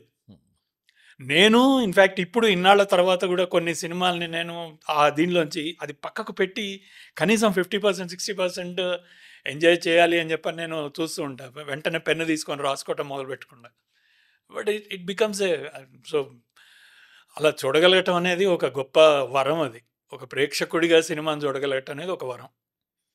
సో రీహ్యాష్ చేస్తే సార్, రేపు పొద్దున్న మీ కొత్త సినిమా రిలీజ్ అవుతుంది, Yeah. నేను వెళ్ళి ఆ సినిమా చూడాలి. నేను వెళ్ళే ముందు ఏమి చేయకూడదు, వెళ్ళిన తర్వాత ఏమి చేయాలో ఒక బుల్లెటెడ్ లిస్ట్ కింద ప్రిన్సిపల్స్ కింద చెప్పండి సార్. ఓపెన్ మైండ్ తోటి వెళ్ళాలి, అంతే.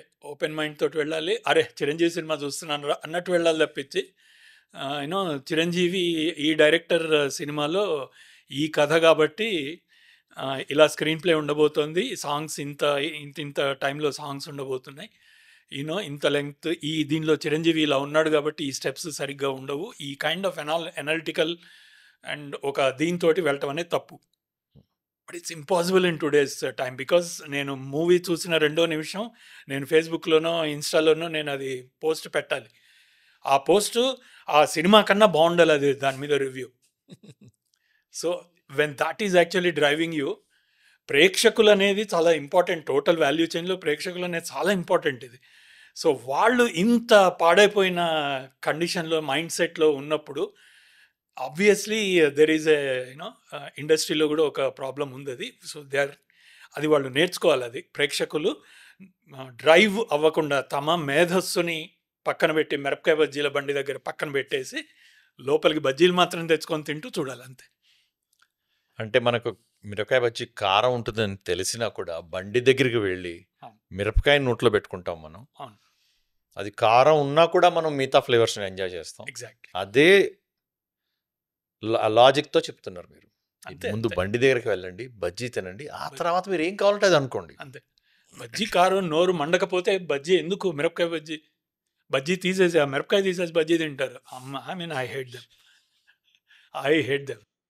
సో రాజుగారు, ఇందాక మీరు నాకు స్క్రిప్ట్స్ గురించి లేకపోతే సినిమాని ఎట్లా అబ్జర్వ్ చేయాలి, టేక్స్ ఎట్లా చూడాలి, టెక్నికాలిటీస్ ఎట్లా స్టడీ చేయాలి మీరు before you actually coming to the free చెప్పారు నాకు. అదే సీక్వెన్స్లో తీసుకుంటే మీరు మన తెలుగు సినిమా ఎలా ఇవాల్వ్ అయింది, లేకపోతే జనరల్గా సినిమా ఎలా ఇవాల్వ్ అయింది, ఎప్పుడు బౌండ్ స్క్రిప్ట్లు వచ్చాయి, లేకపోతే ఇప్పుడు ఎక్కడున్నాము, లేకపోతే అప్పుడు ఉన్న నువాన్సెస్ ఇప్పుడు పనికిరావు, అది ఆర్క్ లైట్ల నుంచి ఎల్ఈడి లైట్లు కావచ్చు, ఫిలిం కెమెరాల నుంచి డిజిటల్ కెమెరాలు కావచ్చు, ఇవన్నీ మనకి ఆ ఎవల్యూషన్ గురించి చెప్పండి సార్. ఇది మామూలు క్వశ్చన్ కాదు ఇది. ఇన్ఫ్యాక్ట్ ఒక స్టూడెంటే కాదు, ఒక ప్రొఫెసర్ చెప్పాల్సిన క్వశ్చన్ ఇది. ప్రొఫెసర్ చెప్పగలిగినంత ఇది అది. బట్ నాకు తెలిసి నేను చెప్తాను, అంటే ఇవల్యూషన్ అది అని కాదు కానీ, అంటే ఒక సినిమా ఒక మూవీ ఇవాల్వ్ అవ్వటానికి, ఒక ప్రోడక్ట్గా ఇవాల్వ్ అవ్వటానికి కావాల్సింది చెప్పగలను నేను. ఒక ఇండస్ట్రీగా ఎలా ఇవాల్వ్ అయింది అనేది బహుశా చాలా కష్టమును పర్ఫెక్ట్ మైల్ స్టోన్స్ కనుక మన మైండ్లో లేకపోతే అవి ఇదవుతుంది. నాకు తెలిసింది for example bound script first తయారు చేసుకొని అప్పుడు కానీ సినిమాలోకి మన ప్రొడక్షన్లోకి వెళ్ళేది లేదు అన్నది విజయవాడ టైంలో స్టార్ట్ అయింది. I'm talking about early 50s or late 40s even. So దానికి ఎల్వి ప్రసాద్ గారు డైరెక్టర్ అయినా, కేవీ రెడ్డి గారైనా, వీళ్ళందరూ కూడా అది లేనిదే ముందుకు వెళ్ళేవాళ్ళు కాదు వీళ్ళని. సో దానిలో అక్కడ సెట్లో వీళ్ళు చేసుకునే మార్పులు, ఆ మార్పులకి ప్రొడ్యూసర్లు వాళ్ళ అబ్జెక్షన్స్, ఇవన్నీ కూడా మనం కొన్ని స్టోరీస్గా చదివి ఇదైందే తప్పించి ఒక స్టూడెంట్గా ఆ పార్ట్ నేను చదువుకోలేదు నేను. తర్వాత అంటే ఫర్ ఎగ్జాంపుల్ మీరు దీనిలోకి వస్తే, ఇప్పుడు రాఘవేంద్రరావు గారు, విశ్వనాథ్ గారు, దాసరి గారు ఒక ట్రయో అనుకుంటే ఒక టైంలో ప్రతి వాళ్ళకి ఒక లెవెల్ వరకు స్క్రిప్ట్ ఉండేది, ఒక 60-70% స్క్రిప్ట్ ఉండేది. రాఘవేంద్ర గారికి కొద్దిగా ఎక్కువ ఉండేది అనుకుంటున్నాను నేను, నాకు తెలిసిన దీని ప్రకారము 80-90% స్క్రిప్ట్ ఉండేది. కాకుండా వాళ్ళతో పాటు రైటర్స్ కూడా రెగ్యులర్గా ఉండేవాళ్ళు వాళ్ళకి.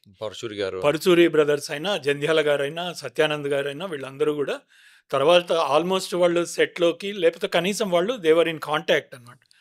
సో ఒకసారి బౌండ్ స్క్రిప్ట్ అయిన తర్వాత సెట్లోకి వెళ్ళినప్పుడు కూడా వీళ్ళతోటి చేంజెస్ ఏమైనా ఉంటే వాళ్ళని కాంటాక్ట్ చేయటము, వాళ్ళతో రాయించడం అది జరిగేది.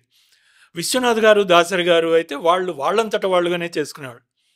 దాసరి గారి దగ్గర నేనున్నప్పుడు జరిగిందేంటి, నేను ఆయన దీని నుంచి ఇంటి నుంచో హోటల్ నుంచో లొకేషన్కి వెళ్తూ ఉన్న టైంలో ఆయన కార్లో వెనక టేప్ రికార్డర్ పట్టుకొని కూర్చోటం నాకు అలవాటు. ఆయన చెప్తూ ఉండేవారు, సీన్ చెప్తూ ఉండేవారు. You won't believe that.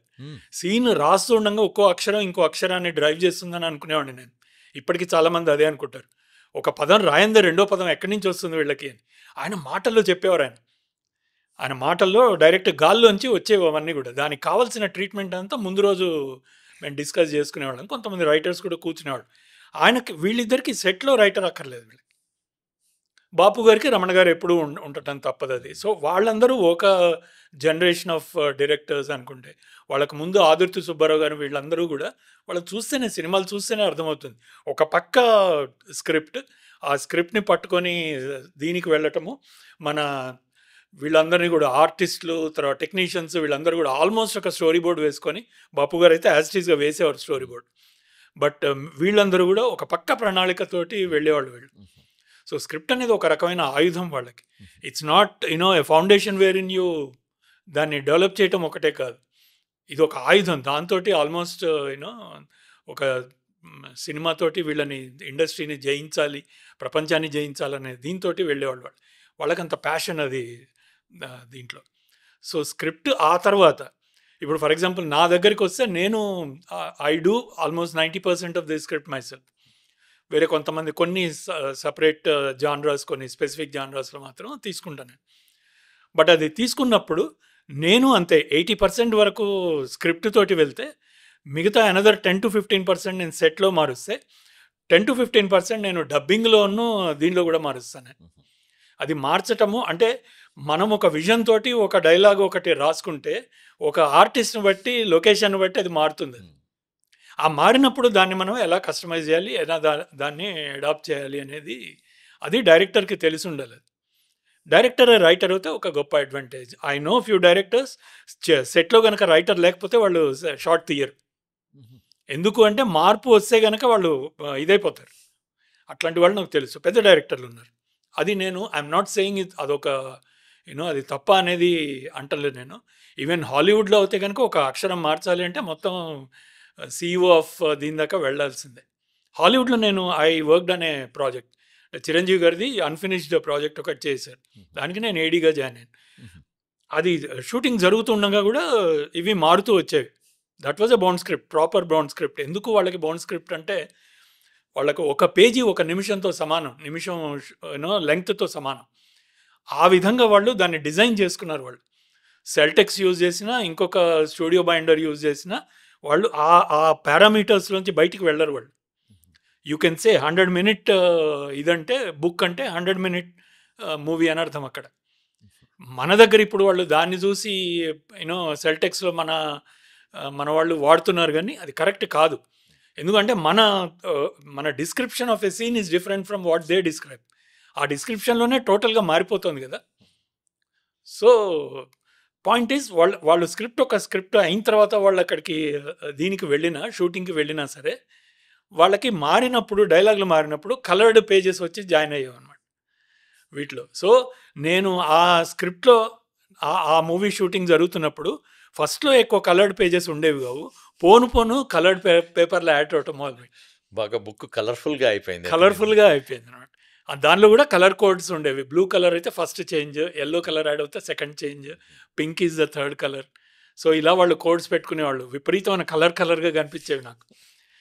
So that is where మన ఇండియన్ టెక్నీషియన్స్, ఇండియన్ వీళ్ళు they started calling the shots అనమాట. That is what happened with that project. So the point is everywhere ఒక స్క్రిప్ట్ ఇవల్యూషన్ అనేది, అంటే bound script అనేది ఎంత అవసరం మనకి. బౌండ్ స్క్రిప్ట్ ఉండాలా వద్దా? కొంతమంది అయితే జస్ట్ ఒక వెరీ అవుట్వర్డ్ ఒక కాంటూర్స్, ఒక స్కెలిటన్ మాత్రం పెట్టుకొని దీనిలోకి వెళ్ళిపోయి దాని మీదే అక్కడ షార్ట్లో వాళ్ళు మాట్లాడుతున్న తీరు చూసి మార్చేది. కృష్ణవంశీ గారు ఒక బేస్ బ్రాడ్ డైలాగ్ ఉంటే దాన్ని వాళ్ళకి విసిరేసి వాళ్ళని కొట్టుకోమంటారు. వాళ్ళు ఆ మాటలతోటి ఒకళ్ళ మీద ఒకళ్ళకి ఎక్కేయమంటారు మాటలతోటి. ఒక 50% డైలాగ్ రిటర్న్ ఉంటే 50% యాడెడ్ ఉంటుంది. ఆయన యాడ్ చేస్తూ ఉంటారు దానికి, అక్కడ మాట్లాడుతూ ఉండగా ప్రాంప్ట్ చేస్తూ ఉంటారు. ప్రాంప్ట్ నుంచి తీసుకోగలిగిన యాక్టర్స్. సో ప్రతి యాక్టర్కి కూడా తెలిసి ఉండాలి, ఈ డైరెక్టర్ ఇలా వర్క్ చేస్తాడు, ఈ స్క్రిప్ట్ ఇంతే అని. నేను ఒక డైరెక్టర్ని కనుక నేను వెళ్ళి స్క్రిప్ట్ ఏది నాకు పంపించండి అంటే వాడు నవ్వుతాడు. వాడు నీకు ఎందుకు పంపించాలి, నేను అక్కడికి వచ్చిన తర్వాత చెప్తాను అని. And now very important thing is when you are recording the thing on the set, recording the sound on the set. So అప్పుడైతే కనుక నీ టోటల్ డైలాగ్ పర్ఫెక్ట్ వచ్చి ఉండాలి, అప్పుడు బౌండ్ స్క్రిప్ట్ ఉండి తీరాలి, తప్పదు. There is no other point. So there are several layers to this. వేరు డైరెక్టర్స్, వేరు ఇది స్క్రిప్ట్ మీద డిపెండెన్స్ ఎంత ఉంది అనే దాన్ని బట్టి, యాక్టర్ అసలు ఎంతగా వాడు స్క్రిప్ట్ని ఇది చేయగలనే దాన్ని బట్టి. నాలాంటి యాక్టర్ అయితే ఏంటి అంటే ఒక బ్రాడ్ డైలాగ్ ఇస్తే దాన్ని నేను ఓన్ చేసుకొని చెప్పే తీరుని నేను ఎక్కువ ఇష్టపడతాను. లేదు కొంతమంది ఏంటంటే పక్కాగా మైండ్లో ఉండి తీరాల్సిందే. ఒక మెథడ్ యాక్టర్స్ వీళ్ళు ఏం చేస్తారంటే వాళ్ళు ఒక బిహేవియర్లోకి వెళ్ళిపోతారు. దాదాపు ఒక 1 రోజులు 2 months పాటు ఆ క్యారెక్టర్లోకి వెళ్ళిపోవటం. మనం చేసే 3-4 క్యారెక్టర్లకి అంతంత వెళ్ళటం అనేది కుదరదులే. కానీ బట్ పెద్ద యాక్టర్స్, గొప్ప యాక్టర్స్, వీళ్ళు వెళ్ళిన వాళ్ళు తెలుసు, వాళ్ళకి పక్కాగా ఉండి తీరాలి వాళ్ళకి. So I mean it changes with ఇది. బహుశా I didn't answer your exact question, but this is what as a film student నేను గ్యాదర్ చేసుకున్న స్క్రిప్ట్ అనే దాని చుట్టూ మనకున్న ఇన్హిబిషన్స్ కానివ్వండి, లేదా దాని చుట్టూ ఉన్న డిజైన్స్ కానివ్వండి, ఒక మిత్స్ కానివ్వండి. ఇవి nobody goes to the set with a bound script, even if he or she does. దానిలో చేంజెస్ చాలా వస్తాయి, రాకపోతే there is a problem. That is my take. కానీ మీరు అలా చెప్పినప్పుడు మీరు ఇందాక మీరే ఎగ్జాంపుల్ ఇచ్చారు. హాలీవుడ్లో అంత స్ట్రింజెంట్గా వాళ్ళు ఎలా ఎన్ఫోర్స్ చేయగలుగుతున్నారు sir? Bound script is bound script and colour పేజీలు రావు ఎక్కువ. దానివల్ల సెట్ చేంజ్ అయిపోద్ది, బడ్జెట్ మారిపోద్ది. సో దానికోసం వాళ్ళు ఎంకరేజ్ చేయరు అది. వాళ్ళు అంటే ప్రీ ప్రొడక్షన్లో ఎక్కువ టైం స్పెండ్ చేసి మదనం చేసి దాన్ని అన్ని సీనారియోస్ చేసుకుని కలర్ పేజీలు చింపేస్తున్నారు బుక్ బాడీ కాకుండా. అంతే is a lot. In fact there are several. ఇవి మీకు టైటానిక్ ఒక బుక్కే రిలీజ్ చేశారు వాళ్ళు. ఏది with the hand written notes of all important technicians, DOP and ఇదన్నమాట. ఇక్కడ మూవ్ అవుతుంది అని చెప్పి అతను హ్యాండ్ రిటన్ నోట్స్ రాసుకున్నాడు కెమెరూన్.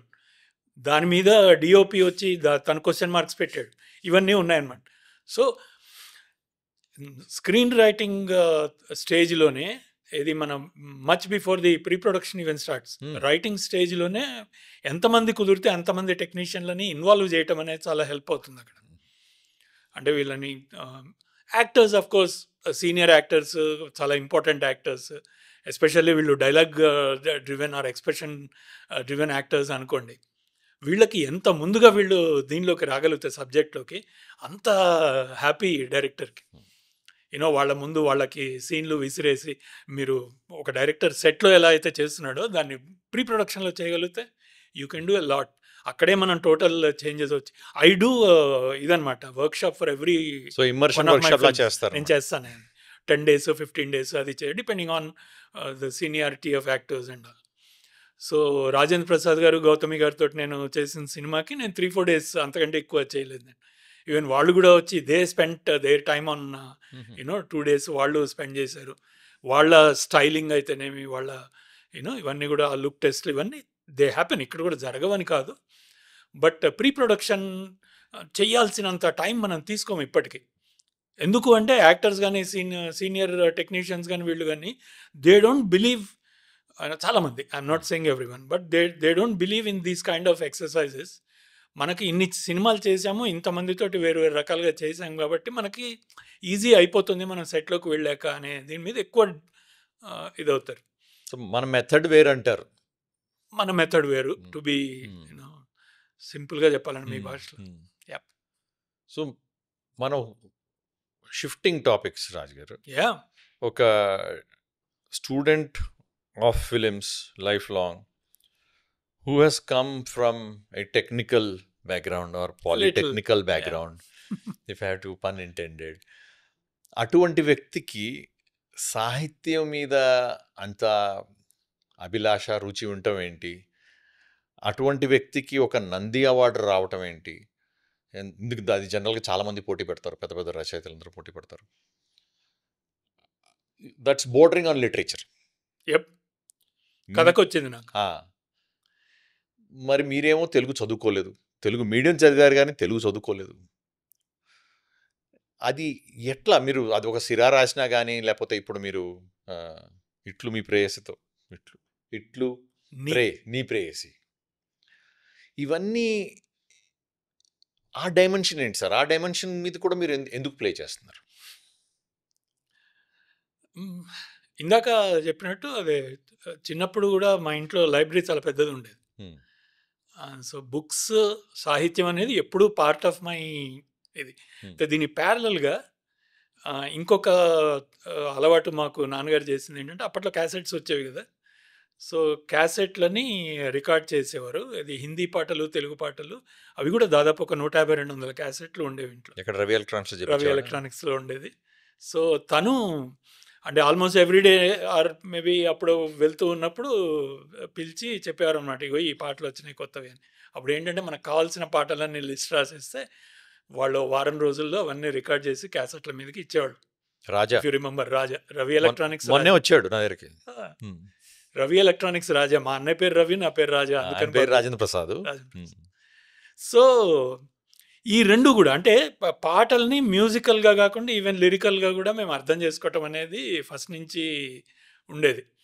అంటే ఎంతగా అంటే తల నిండా పూదండ దాల్చినారని మొలక నవ్వులతోట మురిపించబోకే అనే పాటని అది మీనింగ్ చెప్పారు. When I was about 7 or 8 years old నాన్నగారు మీనింగ్ చెప్పారు ప్రతి పదార్థం.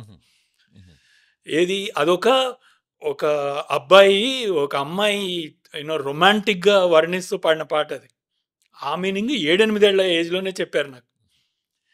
అది తయారు చేశారా లేదా ఒక రకంగా నన్ను ఛాలెంజ్ చేశారా తెలీదు, but that actually played on our minds. స్నేహంలో నీవుంటే వేరే కనులెందుకు అనే పాటని ఎలా చెప్పారో, ఒక రొమాన్స్ని కానీ ఒక తెలుగు వేరలేవరా అన్న దీన్ని కానీ, సో ఎవ్రీథింగ్ బికేమ్ ఒక కైండ్ ఆఫ్ ఒక ఎందుకు ఇది, ఆ పదం ఎందుకు, ఆ ఇదెందుకు అనేది అప్పటి నుంచి ఉంటూ ఉన్నదే. ఈవెన్ నవల్స్ కానీ పుస్తకాలు చదివినా కూడా చందమామలు మా ఇంట్లో దాదాపు ఒక 20 ఏళ్ల చందమామలు బౌండ్ బుక్స్ లాగా చేసి 4-4, 5-5 కలిపి పెట్టి ఇప్పటికీ ఉన్నాయి. So idea is they love them. అంటే పుస్తకము అనగానే, ఒక పేపర్ అనగానే దాని నుంచి వచ్చే స్మెల్ని, దాన్ని అప్పటి నుంచి కూడా they really loved it and they passed on. అది మాకు పంపించారు. సో నేను రాయటానికి ఇన్నేళ్ళు ఎందుకు పట్టింది అనేది నేను యూనో అది నాకు అర్థం కాని క్వశ్చన్, కానీ రాయటం ఎందుకు వచ్చింది అనేది మాత్రం it's a very simple and straight forward thing. I had to right. వంశపారంపర్యంగా మీకు ఇవ్వబడింది అది. కొద్ది గొప్ప నాన్నగారు రాశారు కూడా. నాన్నగారు యాక్చువల్లీ హిజ్ షార్ట్ స్టోరీస్ వర్ పబ్లిష్డ్. స్వాతిలో, తర్వాత యువలో, వాటిలో పబ్లిష్ కూడా అయినాయి. చాలా గొప్ప కథలు రాశారు 3-4 నాన్నగారు. మీకు తేనండి తేనె అని ఒక ఆమె వచ్చేది, ఇఫ్ యూ రిమెంబర్, పాలోన్స్ స్ట్రీట్స్లో. రొయ్యలోడు వచ్చాడు, తేనె వచ్చేది. ఆమెని ఇంట్లోంచి పిల్లలు తరిమేస్తే నేను అమ్ముకుంటున్నానని చెప్తే ఆమె మీద స్టోరీ రాశాడు. బాగా స్టోరీలు చెప్పేదామా? బాగా స్టోరీలు చెప్పేదా? అవునా? ఇది ఒరిజినల్ కథ. బట్ నాన్నగారు అయితే మంచి కథ రాశారు. మీ క్వార్టర్ నెంబర్ ఎంత సార్? 2-3 ఉన్నాయి. B26 E64 మేము లాస్ట్కు ఉన్న 2 ఇళ్ళు. బి అదే వాటర్ ట్యాంక్ దగ్గర, రెండు వాటర్ ట్యాంక్ ఎదురు పక్క పక్కనే, ఎదురుగా 2. ఓకే. కాకపోతే B152లో ఉండేవాళ్ళం, ఇది కాలనీ హాస్పిటల్ ఎదురుగా. ఓకే. కొన్నాళ్ళు. మాది 109 అది. ఓకే. నేను అక్కడికి ఎందుకు వచ్చానంటే, మీ నవల్లో కానీ మీ సినిమాల్లో కానీ పాల్వంచ చుట్టుపక్కల ఉన్న విషయాలు, కిన్నెరసాని కావచ్చు, ఒక సింగరేణి కావచ్చు, ఒక ఇల్లుంది కావచ్చు, లేకపోతే ఆ సమకాలీనంగా జరిగిన విషయాలు కానీ, కరెంట్ అఫైర్స్ కానీ, అదొక యూనియన్స్ కానీ, వాటి సువాసనలు అన్నీ కనపడతా ఉంటాయి. అలానే ఇప్పుడు మీరు ఇట్లు నీ ప్రేయసితో చూసినా కానీ నాకు అనిపించింది ఏంటంటే, ఎయిదర్ ఒక మీ ఫ్యాంటసీలో ఉన్న ఒక అమ్మాయి మీకు లవ్ లెటర్ రాస్తే మీరు అది ఊహించుకుని ఇప్పుడు రాయటం జరిగింది, లేదా నిజంగా ఒక అమ్మాయి మీకు తెలిసి మనకి కనపడి మీకు ఒక లవ్ లెటర్ చూపించింది. ఏది నిజమో చెప్పండి సార్ నాకు. ఈ సైడ్ నేను వెళ్ళనులే, కానీ అందులో ఆన్ రికార్డ్ అసలు వెళ్ళను. బట్ అవి అంటే ఇందాక అన్నా కదా, మసకబారిన జ్ఞాపకం పాల్వన్స్ అనేది నాకు. సో దాన్ని కొద్దిగా పాలిష్ చేసి అది మళ్ళీ రీలివింగ్. నేను ఇన్ఫ్యాక్ట్ 10 ఏళ్ల క్రితము ఆంధ్రపోరి సినిమా అక్కడే తీశాను. Idea was the same. నాకు చాలా చిన్న ఏజ్లో ఉన్నప్పుడు కూలింగ్ టవర్స్ అనేవి నాకు ఒక అద్భుతమైన ఇదిగా కనిపించేది. థర్మోడైనమిక్స్ ప్రకారం they still a beautiful thing to understand. It is, in fact it is, especially not just the way it is done, but it is the way it looks. Cooling towers అనేది ఏదో ఒక దీనికి. సో దాన్ని ఎప్పుడో ఒక ఆలోచన తట్టిందనమాట. ఒక హనుమంతుడిలాగా ఇట్లా దీని మీద మోకాళ్ళ మీద కూర్చొని గద పట్టుకొని కూర్చుంటారు కదా ఆయన. సో అటువంటి పోజులో కూర్చున్న హనుమంతుడు అనేది నా ఫీలింగ్ కూలింగ్ టవర్ అంటే. కూలింగ్ టవర్ మీరు చూస్తే ఆ హైట్లో ఆ పర్సనాలిటీ తోటి మొత్తం కాలనీ మొత్తాన్ని కూడా it is over looking the ఇది. సో అటువంటి ఫీలింగ్స్ నేను ఆంధ్రపూరి దీనిలో పెట్టాను. నేను వీడి హనుమంతుడు భక్తుడని. అనుకోకుండా వచ్చిన ఇంకో ఇది చిరంజీవి ఆ టైంలో 80s, early 80s was are చిరంజీవిని విపరీతంగా ఫాలో అయిన టైమ్స్ అవి. సో ఇవన్నీ కూడా దే ఆర్ ఆల్ లైక్ ఒకసారి మళ్ళీ వెళ్ళి ఒకసారి రివిజిట్ చేసుకొని రావటమే, అంతకంటే ఇదే. కాకపోతే దానిలో యాజ్ ఎ రైటర్ నేను చేయగలిగింది ఏంటి అంటే, ఫిక్షన్ తయారు చేసినా సరే దీనితోటి నా ట్రూ స్టోరీ, నా జ్ఞాపకాలతోటి ఎక్కడా కూడా కొలైడ్ అవ్వకుండా స్మూత్గా అవి దీనిలోకి వెళ్ళిపోయేటట్టుగా నేను రాయగలగటం, అదొకటి. రెండోది, మన 80sలో ఉన్న టీనేజర్స్లో ఉన్నప్పుడున్న ఒక ఇదేంటంటే, ప్రతి వాళ్ళలో ఒక రాడికల్ బిహేవియర్ ఉంటుంది, ఒక రాడికల్ థింకింగ్ ఉంటుంది. ప్రతిదానికి ఏదన్నా చిన్న అది నాకు కొన్ని ఎక్కువ ఏళ్ళు ఉన్నది. ఎందుకంటే నేను దాసరి గారి దగ్గరికి వచ్చా తర్వాత. ఆయనలో నేను అసిస్టెంట్ డైరెక్టర్గా ఉన్నప్పుడు నేను చూశాను ఆయన దీనికి టక్కని లేచి తొడగొట్టి జనాల మీద అరవటం నేను ప్రాక్టికల్గా చూశాను. ఆయన ఏది సినిమాలో కాదు, లైఫ్లో, రియల్ లైఫ్ ఇన్సిడెంట్స్లో ఎవడన్నా వచ్చి ఏదన్నా మాట్లాడుతుంటే లేచి ఒక్కసారే అరవటం అనేది నేను చూశాను ఆయన. సో ద పాయింట్ ఈజ్, ఆయన ఈ అంటే ఏదైనా జరుగుతుంది నేను రియాక్ట్ అవ్వాలి అంటే ఆయన రియాక్ట్ అయ్యేవాడు. ఆయన మనం రియాక్ట్ అవుతే బాగుండు అనేది మన మైండ్లో ఉంటుంది, మ్యాక్సిమం రాసుకుంటాం మనం. సో అది కంటిన్యూ అయింది. ఏది ఆ రాడికల్ బిహేవియర్, ఆ చిన్న ప్రపంచం అంతా న్యాయం జరగాలి అన్న ఇది, దానిలోంచి వచ్చినవే ఇవన్నీ అన్నమాట. మనకు దానిలో రాగలిగిన ఇష్యూస్ ఏంటి అంటే, ఆ KTPS union issues, Singareni collieries పక్కనే ఉన్న ఇవి. దానిలో ఉన్న బ్యూటీ ఏంటి అంటే, సీలర్ రోడ్లు, భద్రాచలం గోదావరి, పాపికొండలు, ఇవి. So I try to both relieve and దానిలో ఒక మంచి అందమైన స్టోరీ చెప్తూనే దానికి ఒక మిస్టీరియస్ అండ్ యూనో ఒక డార్క్ ఇది ఈ యూనియన్ గొడవలు, ఎమర్జెన్సీ పీరియడ్, దానిలో వాళ్ళు వాడిన మీసా చట్టాలు, వీటిని తయారు చేస్తూ ఈ పుస్తకం రాశాను. ఇప్పుడు మీరు ఈ పుస్తకం in fact to add to that, దీని ముందు పుస్తకం కూడా అదే రాడికల్ మనస్తత్వంతో రాసింది. అది కూడా ఒక స్టూడెంట్, లా స్టూడెంట్, తనకు తెలిసిన ఒక అబ్బాయి స్కూల్లో, కార్పొరేట్ స్కూల్లో, కార్పొరేట్ కాలేజీలో జరుగుతున్న సూసైడ్స్ని దీనికో ఎవరూ పట్టించుకోవట్లేదని ఇతను వెళ్ళి లీగల్ ఫైట్ చేస్తాడు. ఇది సిరా కూడా అటువంటి స్టోరీ. అదే కైండ్ ఆఫ్ మైండ్ సెట్. అంటే ఏంటి, నేను ఆగను, నేను వెళ్ళి ఫైట్ చేస్తాను, వీధికి ఎక్కుతాను లేదా కోర్టుకి ఎక్కుతాను. ఆ మైండ్ సెట్ నాలో ఉందనుకుంటాను. బహుశా బయట లైఫ్లో నేను చేయలేను. So what I'm doing is, ఇది మీ వ్యక్తపరిచే విధానం అని చెప్తున్నారు మీరు. అంతే. This is my outlet for my rebellious behaviour. My third person, my multiple personality డిజార్డర్లో అదొక. ఇప్పుడు మీరు ఈ పుస్తకం రాశారు సార్, సూపర్ సెట్టింగ్. నేను చదివాను కొద్ది గొప్ప. మా విద్యార్థులకి ఈ పుస్తకం చూపించి మీరు ఎందుకు చదవాలో చెప్పండి. ఎందుకు చదవాలి? మీ విద్యార్థులు అంటున్నారు. I hope they are all in 20s and 30s. Even if they are in 50s and 60s, I don't mind. ప్రతివాడికి ప్రేమ అనేది, అంటే I'm only talking about the romantic love, not just తల్లి మీదో లేకపోతే కుక్క పిల్ల మీద ఉండేది కూడా కాదు.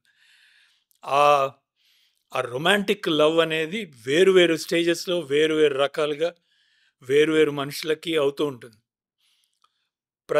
అంటే ప్రేమను వ్యక్తపరిచే తీరు, ప్రేమని తీసుకునే తీరు, దీనిలోంచి వచ్చే ఆ చిన్న భావాలు ఏవైతే ఉంటాయో, ఆ భావోద్వేగాలు ఏవైతే ఉంటాయో, అవి ఎప్పటికీ గొప్పగా ఉండిపోయేవి. ఆ ప్రేమని వ్యక్తపరచడానికి ఉన్న ఒక గొప్ప కమ్యూనికేషన్ టూల్ లవ్ లెటర్. ఓ 50 ఏళ్ల వాడైతే ఒక 25 ఏళ్ల క్రితం రాసి ఉంటాడు ఒక లవ్ లెటర్, తీసుకొని ఉంటాడు, లేకపోతే ఆ అమ్మాయి తీసుకొని ఉండొచ్చు. అట్లాగే రాయాలి అనుకొని పేపర్ల మీద రాసి పక్కన పడేసి ఏడుస్తూ కూర్చున్న సందర్భాలు ఉంటాయి. నిజంగా తీసుకున్న వాటిని ఎలా దానికి రెస్పాండ్ అవ్వాలో తెలియక బాధపడిన ఇవి ఉంటాయి. కొన్ని సక్సెస్ఫుల్ స్టోరీస్ ఉండొచ్చు. సక్సెస్ అయిన తర్వాత ఇంకొక అమ్మాయిని చూసి ఇదే లవ్ లెటర్ రాద్దామన్న ఫీలింగ్స్ కూడా కలిగి ఉండొచ్చు మగవాళ్ళం. సో ఐడియా ఈజ్, ప్రతి వాళ్ళకి ఒక ప్రేమ అనే ఏదైతే కార్డ్ ఉంటుందో, ఏదైతే స్ట్రింగ్ ఉంటుందో, ఆ స్ట్రింగ్ని ఇది మీటుతుంది. ఆ స్ట్రింగ్ని ఇది డెఫినెట్లీ ఇది సో అది చదివి తీరాలి. అదీ కాక 70s జరిగే స్టోరీ, నేను ఇందాక చెప్పినట్టుగా ఎమర్జెన్సీ టైమ్స్. అది 70s 80sలో ఉన్న పరిస్థితుల్లో ఒక అమ్మాయి ఒక అబ్బాయిని తనంతట తానుగా నేను ప్రేమించాను అని చెప్పటమే ఒక రకమైన అపరాధ భావంతో చూసేవాళ్ళు ఆమెను. Leave alone writing a letter to him. So అట్లాంటి అమ్మాయి రాసినప్పుడు ఎంత అందంగా, ఎంత హృద్యంగా ఉండాలి అనేది ఒక రకంగా నేనే భయపడ్డాను. నేను రాయగలనా, ఒక అమ్మాయి షూలోకి ఎంటర్ అయ్యి ఆమె ఫీలింగ్స్ నేను రాయగలనా అని. But people are saying they are really good love letters, మేము దాచుకుంటాము అని. సో నేను ఏం చేశానంటే, దీనిలో లవ్ లెటర్స్ని హ్యాండ్ రిటర్న్గా రాశాను. మీ చేత్తో రాశారా? నా చేత్తోటే రాశాను. ఇది ఇంకొక ఐడియా ఏంటి అంటే, మనం చేతిరాత అనేది మర్చిపోతున్నాం. చేతిరాత అనేది ప్రాబబ్లీ 100 మందిని అడిగితే, when is the last you even wrote ఒక సెంటెన్స్ కానీ ఒక ఇది కానీ, ఏళ్ళు బహుశా. సిగ్నేచర్ తప్పించి మనం పెన్ యూజ్ చేస్తుంది లేదు. సో ఇంకో 10-15 ఏళ్ల తర్వాత ఇది ఒక ఆర్ట్ ఫామ్గా తయారవుతుంది చివరికి చేతిరాత అనేది. సో అది కూడా ఇది కూడా ఒకటి ఉత్తరాలు రాయటము, అది చేతిరాతతో రాయటం. అందుకని మేమేం చేస్తున్నాం అంటే, ఈ పుస్తకంతో పాటుగా ఒక ఇన్లాండ్ లెటర్ కూడా పెడుతున్నాం అనమాట. This is the book actually, if I want to show it. So దీంతో పాటుగా ఒక ఇన్లాండ్ లెటర్ పెడుతున్నాం. ఈ ఇన్లాండ్ లెటర్ అన్నమాట మీకు నాకు తెలుసు, కానీ చాలామంది యంగ్ 20 years oldకి తెలియదు అది. సో ఒక బ్లూ కలర్ ఇది లెటర్, దాని మీద మీరు ఒక లవ్ లెటర్ రాసి మాకు పంపిస్తే, చేతి రాత అందులో కాంటెంట్ రెండు బాగున్న వాటిని మేము నెక్స్ట్ ఎడిషన్లో మేము ప్రచురిస్తామని చెప్తున్నాం. సో ఎందుకు చదవాలి ఈ పుస్తకం అంటే, కొన్ని అందమైన, కొన్ని మనము వెనక్కి ఎక్కడికో మన లైఫ్లో పడిపోయి, సోషల్ మీడియా జర్నీలో పడిపోయి మనం ఏదైతే మర్చిపోతూ వెళ్తున్నామో ఒక దీన్ని. Thank you. So this is the inland letter. మీరు ఎక్కడో మీ ఫాదర్ మదర్ రాసుకొని పక్కన గుప్తంగా దాచుకున్న లవ్ లెటర్స్లో ఇది చూసే ఉంటారు. ఇది సో ఇది ఈ ఇన్లాండ్ లెటర్ మీద రాజుగారు కోయిన్సిడెన్స్, దాని మీద స్టాంప్ ఇందిరాగాంధీ గారిది ఉంది. ఇందిరాగాంధీ ఉంది చూసారా, కొత్తగా నేను తెచ్చిన నేను ఇచ్చిన ఇదే అట్టుంది ఇది. సో ఇందిరాగాంధీ రావటం అనేది, ఇందిరాగాంధీ ఉన్న టైంలో ఇది అది ఎమర్జెన్సీ అన్నా నేను. సో ది ఐడియా ఈజ్ దీనిలో మీరు రాసి పంపండి 4 అందమైన మాటలు, అది చాలు. కాకపోతే హ్యాండ్ రిటన్గా రాయండి. మీకు తెలుగు రాకపోతే ఈ మాటల కోసమైనా తెలుగు నేర్చుకోండి ఎలా రాయాలో. ఒక భాష చచ్చిపోకుండా, ఒక చేతిరాత అనే ఒక ప్రక్రియ చచ్చిపోకుండా, ఉత్తరాలు రాసుకోవటం అనే ఒక అందమైన ఇది చచ్చిపోకుండా మీరు ఒక చిన్న సమిధ వెలిగిస్తున్నారు. అందుకు చదవాలి ఈ పుస్తకం. నేను రాజుగారితో మాట్లాడినప్పుడు మొన్న ఒక వ్యక్తికి స్పెషల్గా రాజుగారితో రాపిచ్చాను. అదే సెంటెన్స్ మళ్ళా చెప్తాను మీ అందరి కోసం. లేఖకైనా ప్రేమ లేఖకైనా వయసుతో సంబంధం లేదు. మీ జీవితంలో మీరు రాసినా రాయిపోయినా మీరు మళ్ళీ జీవించవచ్చు అంతే. Feel young, read this book. Super. మళ్ళీ మీరు తీసిన సినిమాలు రెగ్యులర్గా ఫెస్టివల్స్ రౌండ్స్ చేస్తూ ఉంటాయి సార్. మీరు వాటి కోసం తీస్తారా, లేకపోతే ఫెస్టివల్స్ వాళ్ళ సెలక్షన్లో మీరు జనరల్గా క్రైటీరియాలో ఫిట్ అవుతారా? కొద్దిగా నాకు అది కూడా చెప్పండి. ఏ ఫెస్టివల్స్కి వెళ్ళినా కూడా చెప్పండి. తెలుగు సినిమాల్లో ఉన్న ఒక మేజర్ ఇదేంటి అంటే, ఫిల్మ్ ఫెస్టివల్స్లో, అవార్డ్ సర్క్యూట్స్లో, వీటిలో తిరుగుతున్న సినిమా అంటే దీనికి కమర్షియల్ వాల్యూ లేదని, అది చాలా క్లియర్గా. అంటే ఎంతగా అంటే, నాకు నంది అవార్డు వచ్చిన రోజు ఒక ఫ్రెండ్ ఒక అతను ఫోన్ చేసి, ఇక నీ కమర్షియల్ లైఫ్ అయిపోయినట్టే అని అన్నాడు. వావ్. నీ కమర్షియల్ సినిమా అనేది నీకు ఒక ప్రొడ్యూసర్ 10 రూపాయలు పెట్టి 15 రూపాయలు సంపాదించాలనే ప్రొడ్యూసర్ నీ దగ్గర రాడు అని. రీజన్ ఏంటి అంటే, ఒక ప్యారలల్ సినిమా, ఒక మనకి సంబంధించని సినిమా, జనరల్గా తెలుగు వాళ్ళు బ్లాక్ బస్టర్ ఆడియన్స్. మనం ఏంటి అంటే, మనం ఎప్పటికప్పుడు ఒక ట్రిగ్గర్ చేస్తూ ఉండాలి, ప్రతి 2వ నిమిషము ట్రిగ్గర్ చేస్తూ ఉండాలి. కేజీఎఫ్ కానీ, బాహుబలి కానీ, ఇట్లాంటివి మనకి ఎక్కువగా మనకి అప్పీల్ చేస్తాయి మనకి. సో అందుకని ఈ సినిమాలు, మనం అవార్డు విన్ అయిన సినిమాలు, లేదా ప్రపంచ ఫెస్టివల్స్లో తిరిగి వచ్చిన సినిమాలు, ఇవంటే ఎక్కడో ఒక రకమైన డిఫరెంట్ చూపు అనమాట. ఓ అదే ఫిల్మ్ ఫెస్టివల్స్, ఓ ఆర్ట్ సినిమా తీసాడు, ఓ రా, ఇది ఉంటుంది. బట్ ఈ ఫిల్మ్ ఫెస్టివల్స్ వల్ల ప్రపంచంలో బిజినెస్ అవుతుంది, డిస్ట్రిబ్యూటర్లు వస్తారు, ఇవి చూసి కొన్ని 100 రెట్ల ప్రాఫిట్ సంపాదించిన సినిమాలు ఉన్నాయి. ఒక చిన్న ట్రిగ్గర్ ఏది, మన పారానార్మల్ యాక్టివిటీస్ అనే సినిమాకి ఇతను ఒక చిన్న, నేను నిజంగా భయపడ్డాను ఆ రోజు, నేను నిద్రపోలేదు అని ఇతను స్టీవెన్ స్పీల్బర్గ్ వేసిన ట్వీట్కి, it actually earned 150 times it's ఇది. సీక్వెల్ కూడా తీసినట్టున్నారు, సీక్వెల్ తీశారు, అదొక మెగా హిట్ అది. This is how a festival can work. But మన దగ్గర ఏంటి అంటే, we're not into that, ఆ జోన్లోకి వెళ్ళం. నాకు సెవరల్ ఒకే ఫెస్టివల్లో నాకు 2 సార్లు, ఏది 10 ఏళ్ల గ్యాప్లో 2 సార్లు నాకు బెస్ట్ డైరెక్టర్ అవార్డు వచ్చింది. దాదాసాహెబ్ ఫిల్మ్ ఫెస్టివల్ దీనిలో ఋషికి వచ్చింది, తర్వాత గ్రే అనే సినిమాకి వచ్చింది. 2 ఒకే ఫెస్టివల్లో 2 అవుట్ స్టాండింగ్ అచీవ్మెంట్ అవార్డ్స్ వచ్చినాయి, అయితేకి, గ్రేకి. There are several other film festivals. Los Angeles ఉన్నది, బ్రెజిల్ వెళ్ళింది, there are several festivals. Spanish మన దీనికి మార్బెలా ఇంటర్నేషనల్కి వెళ్ళింది ఋషి. అది కాక నంది అవార్డు ఇచ్చారు. నంది అవార్డు ఇచ్చినప్పుడు నేను కలిసిన కమిటీ మెంబర్లు అందరూ అన్నది అదే, we wanted to see this as our best film Rishi. కానీ కుదరదు, మాకు ఇవ్వలేము. కనీసం 3rd బెస్ట్ ఇవ్వాలని నేను ప్రయత్నించాను, కుదరలేదు. ఇది one of the important members నాతో చెప్పిన మాట. అది యునానిమస్గా ఒక్కడు కూడా కాదు అనకుండా ఓటు వేశారు నీ సినిమాకి. But we could give this award to you. ఇక తప్పనిసరి మేము రైటర్కి నీకు ఏదో ఒక అవార్డు రావాలి, తప్పనిసరిగా రావాలని మేము ఇది చేసింది అని. ఆ దీనిలో వెళ్తే కథా రచయితకి ఉండే నెంబర్ ఎంత, మొత్తం అవార్డులలో సమ్ 22nd నంబర్. కథ లేనిదే సినిమా ఎక్కడిది? సో ఇప్పుడు రాజుగారు చెప్పిన మాట విన్న ప్రొడ్యూసర్లు అందరూ ఒకళ్ళిద్దరిన ఉంటారు నా షో చూసేవాళ్ళని ఆశిస్తున్నాను. కొత్త ప్రొడ్యూసర్లు రావాలి సార్, రావాలి. దీనిలో వచ్చి మనము ఆర్ట్కి కమర్షియల్కి మనం బ్రిడ్జ్ కట్టాలి. ఇంకొకటి కూడా ఇప్పుడు చెప్పాలి, ఈ పరిస్థితుల్లో యాక్చువల్గా అది కొంచెం తగ్గింది. అంటే you can actually get an OTT, this digital screening, barriers తగ్గినాయి. కొంచెం థాట్ఫుల్ మూవీస్ కూడా you can get a good market, decent market. Okay, అయినా కానీ నేను చెప్పేది వినండి, ప్రొడ్యూస్ చేయండి. మనం ఏ అయితే బ్యారియర్స్ ఉన్నా వీటిని కూలగొడతాం. తెలుగు సినిమాని, తెలుగు కల్చర్‌ని వేరే లెవెల్‌కి తీసుకెళ్ళొచ్చు. చూడకూడదు. సార్ రాజుగారు, మనం సినిమా సెట్‌లో రోజులు, నెలలు గడిపిన, ఒక్క రూమ్‌లో, ఒక హోటల్‌లో ఉన్న, ఆల్మోస్ట్ ఒక కంచంలో తిన్నా కానీ, ఇన్ని విషయాలు ఇంత అద్భుతంగా ఒక గంటన్నర, 2 గంటల సమయంలోనే నేను చాలా నేర్చుకున్నా సార్. మీ గురించి గానీ, మీ ప్రయాణం గురించి గానీ, తెలుగు సినిమా గురించి గానీ, మా విద్యార్థులందరికీ ఇది అసలు చాలా వేరే ఎపిసోడ్ సార్ ఇది. మేము తెలుగు మీద ఒక ఎపిసోడ్ చేస్తాం, ఒక తెలుగు రచయితని తీసుకొస్తాం అనేది నేను కల్లో కూడా ఊహించిన విషయం. అది మీరవ్వటం, that is my privilege sir. Thank you. మీరు ఏమన్నా క్లోజింగ్ చెప్పి నాకు మా విద్యార్థులకి ఏమన్నా మెసేజ్ ఇవ్వండి సార్.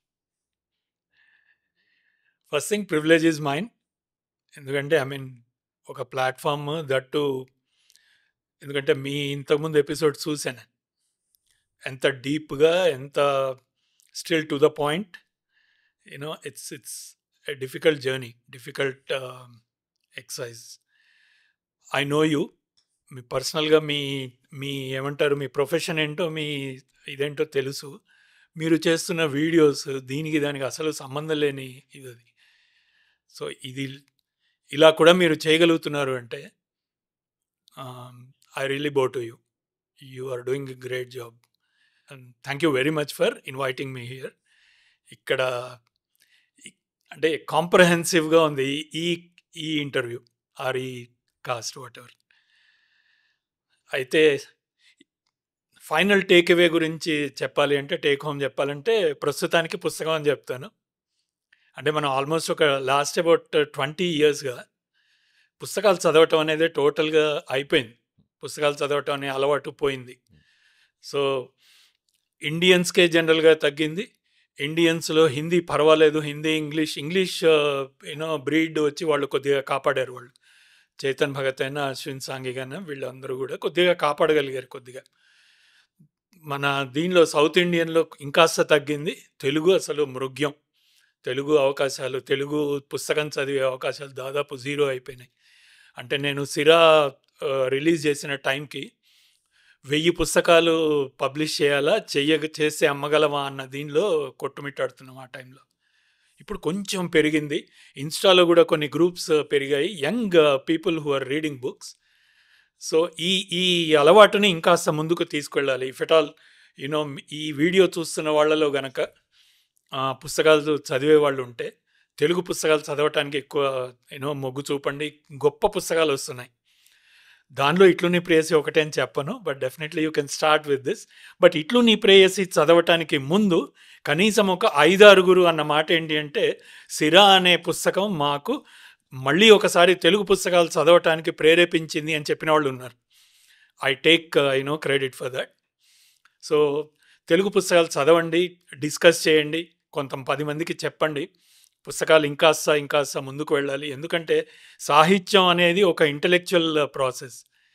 ఒక పుస్తకాన్ని నేను నా బ్రెయిన్ తోటి నేను విజువలైజ్ చేసుకుంటాను. సినిమా అనేది అలా కాదు, నేనే చూపిస్తే అది చూడాల్సిందే. సో ఒక మన జనరేషన్, బహుశా ఒక 25-30 ఏళ్ల క్రితం ఉన్న generation much more richer in thoughts than this అనేది అది గట్టిగా చెప్పగలను నేను. ఎందుకు అంటే పుస్తకాలు చదివారు. ఇప్పుడు పుస్తకాలు మానేస్తున్నారు. పుస్తకాలు చదవండి, 10 మందికి చెప్పండి. భాష ఏదైనా పర్వాలేదు కానీ తెలుగు వాడిగా నేను ఆ తెలుగు భాష పుస్తకాలు చదవండి అని కొంచెం గట్టిగా చెప్తున్నాను. So that's the idea. Go by lot of books including this, read them, watch Murali గారు షో. నెక్స్ట్ టైం వచ్చే టైంకి మీలో కొంతమంది వచ్చి నాతో ఇంటరాక్ట్ అవ్వగలిగే స్టేజ్కి, ఈ బుక్ పుస్తకము, తెలుగు పుస్తకాలు ఇన్ జనరల్, పుస్తకాలను సినిమాలుగా ఎలా మారుస్తున్నారు, ఎందుకు ఆ ప్రక్రియ తగ్గిపోయింది, ప్రపంచంలో ఎందుకు ఇంకా కంటిన్యూ అవుతూనే ఉంది, హాలీవుడ్లో 60% of the films are made out of books, తెలుగులో ఎందుకు అవ్వవు? చాలా చాలా ఇంపార్టెంట్ మాటలు చెప్పారు సార్. విద్యార్థులు మీరు కామెంట్స్ రాయండి, మనం బుక్స్ అనలైజ్ చేయొచ్చు. బుక్స్ నుంచి సినిమాలు లేకపోతే ముందు స్టెప్ కింద స్క్రిప్ట్స్, ఇవన్నీ కూడా రాజు గారిని మళ్ళీ ఒకటి చెప్పనా సార్? చెప్పండి సార్. మీరు పుస్తక రచయితని ఆహ్వానించడం అనేది మీ రెగ్యులర్ ప్రాసెస్లో భాగం కాదు అన్నారు. అవును. I want this to become a regular part of your ఇది. ఎందుకంటే పుస్తకం అనేది మన డైలీ లైఫ్లో మన ఆలోచనల్లో ఒక భాగం కావాలి. అది అయినప్పుడు నేను కొత్తవాళ్ళలాగా ఒక సపరేట్‌గా కనిపియను నేనప్పుడు. నేను రోజు చూసే దీనిలోంచి యూనో ఒక మామూలు డాక్టర్‌నో, ఒక లాయర్‌నో ఎలా అయితే మీరు పిలిచి మీరు చేయగలుగుతున్నారో, ఒక రచయితను కూడా అలాగే చేయగలరు అప్పుడు. We hope we will reach that stage Raju garu. Yes, so అదంతా మన విద్యార్థుల చేతిలో ఉంది. వాళ్ళు ఇచ్చిన కామెంట్స్ కానీ, వాళ్ళు ఇచ్చిన ఫీడ్‌బ్యాక్ కానీ దాన్ని బట్టి Yep. We will take that next step. Yep. కానీ మీరు ఆ బుక్ రిలీజ్ చేసే ముందు బీటా రివ్యూవర్స్‌ని, రీడర్స్‌ని పిలిచారు. నన్ను పిలవనందుకు నేను తీవ్ర నిరసన వ్యక్తం చేస్తున్నాను. మీరేంటి సార్ మీరు మెగా రీడర్ మీరు. నేను తీవ్రంగా బీటా ఖండిస్తున్నాను నేను. బీటా, మెగా, గామా ఇవన్నీ కాదు.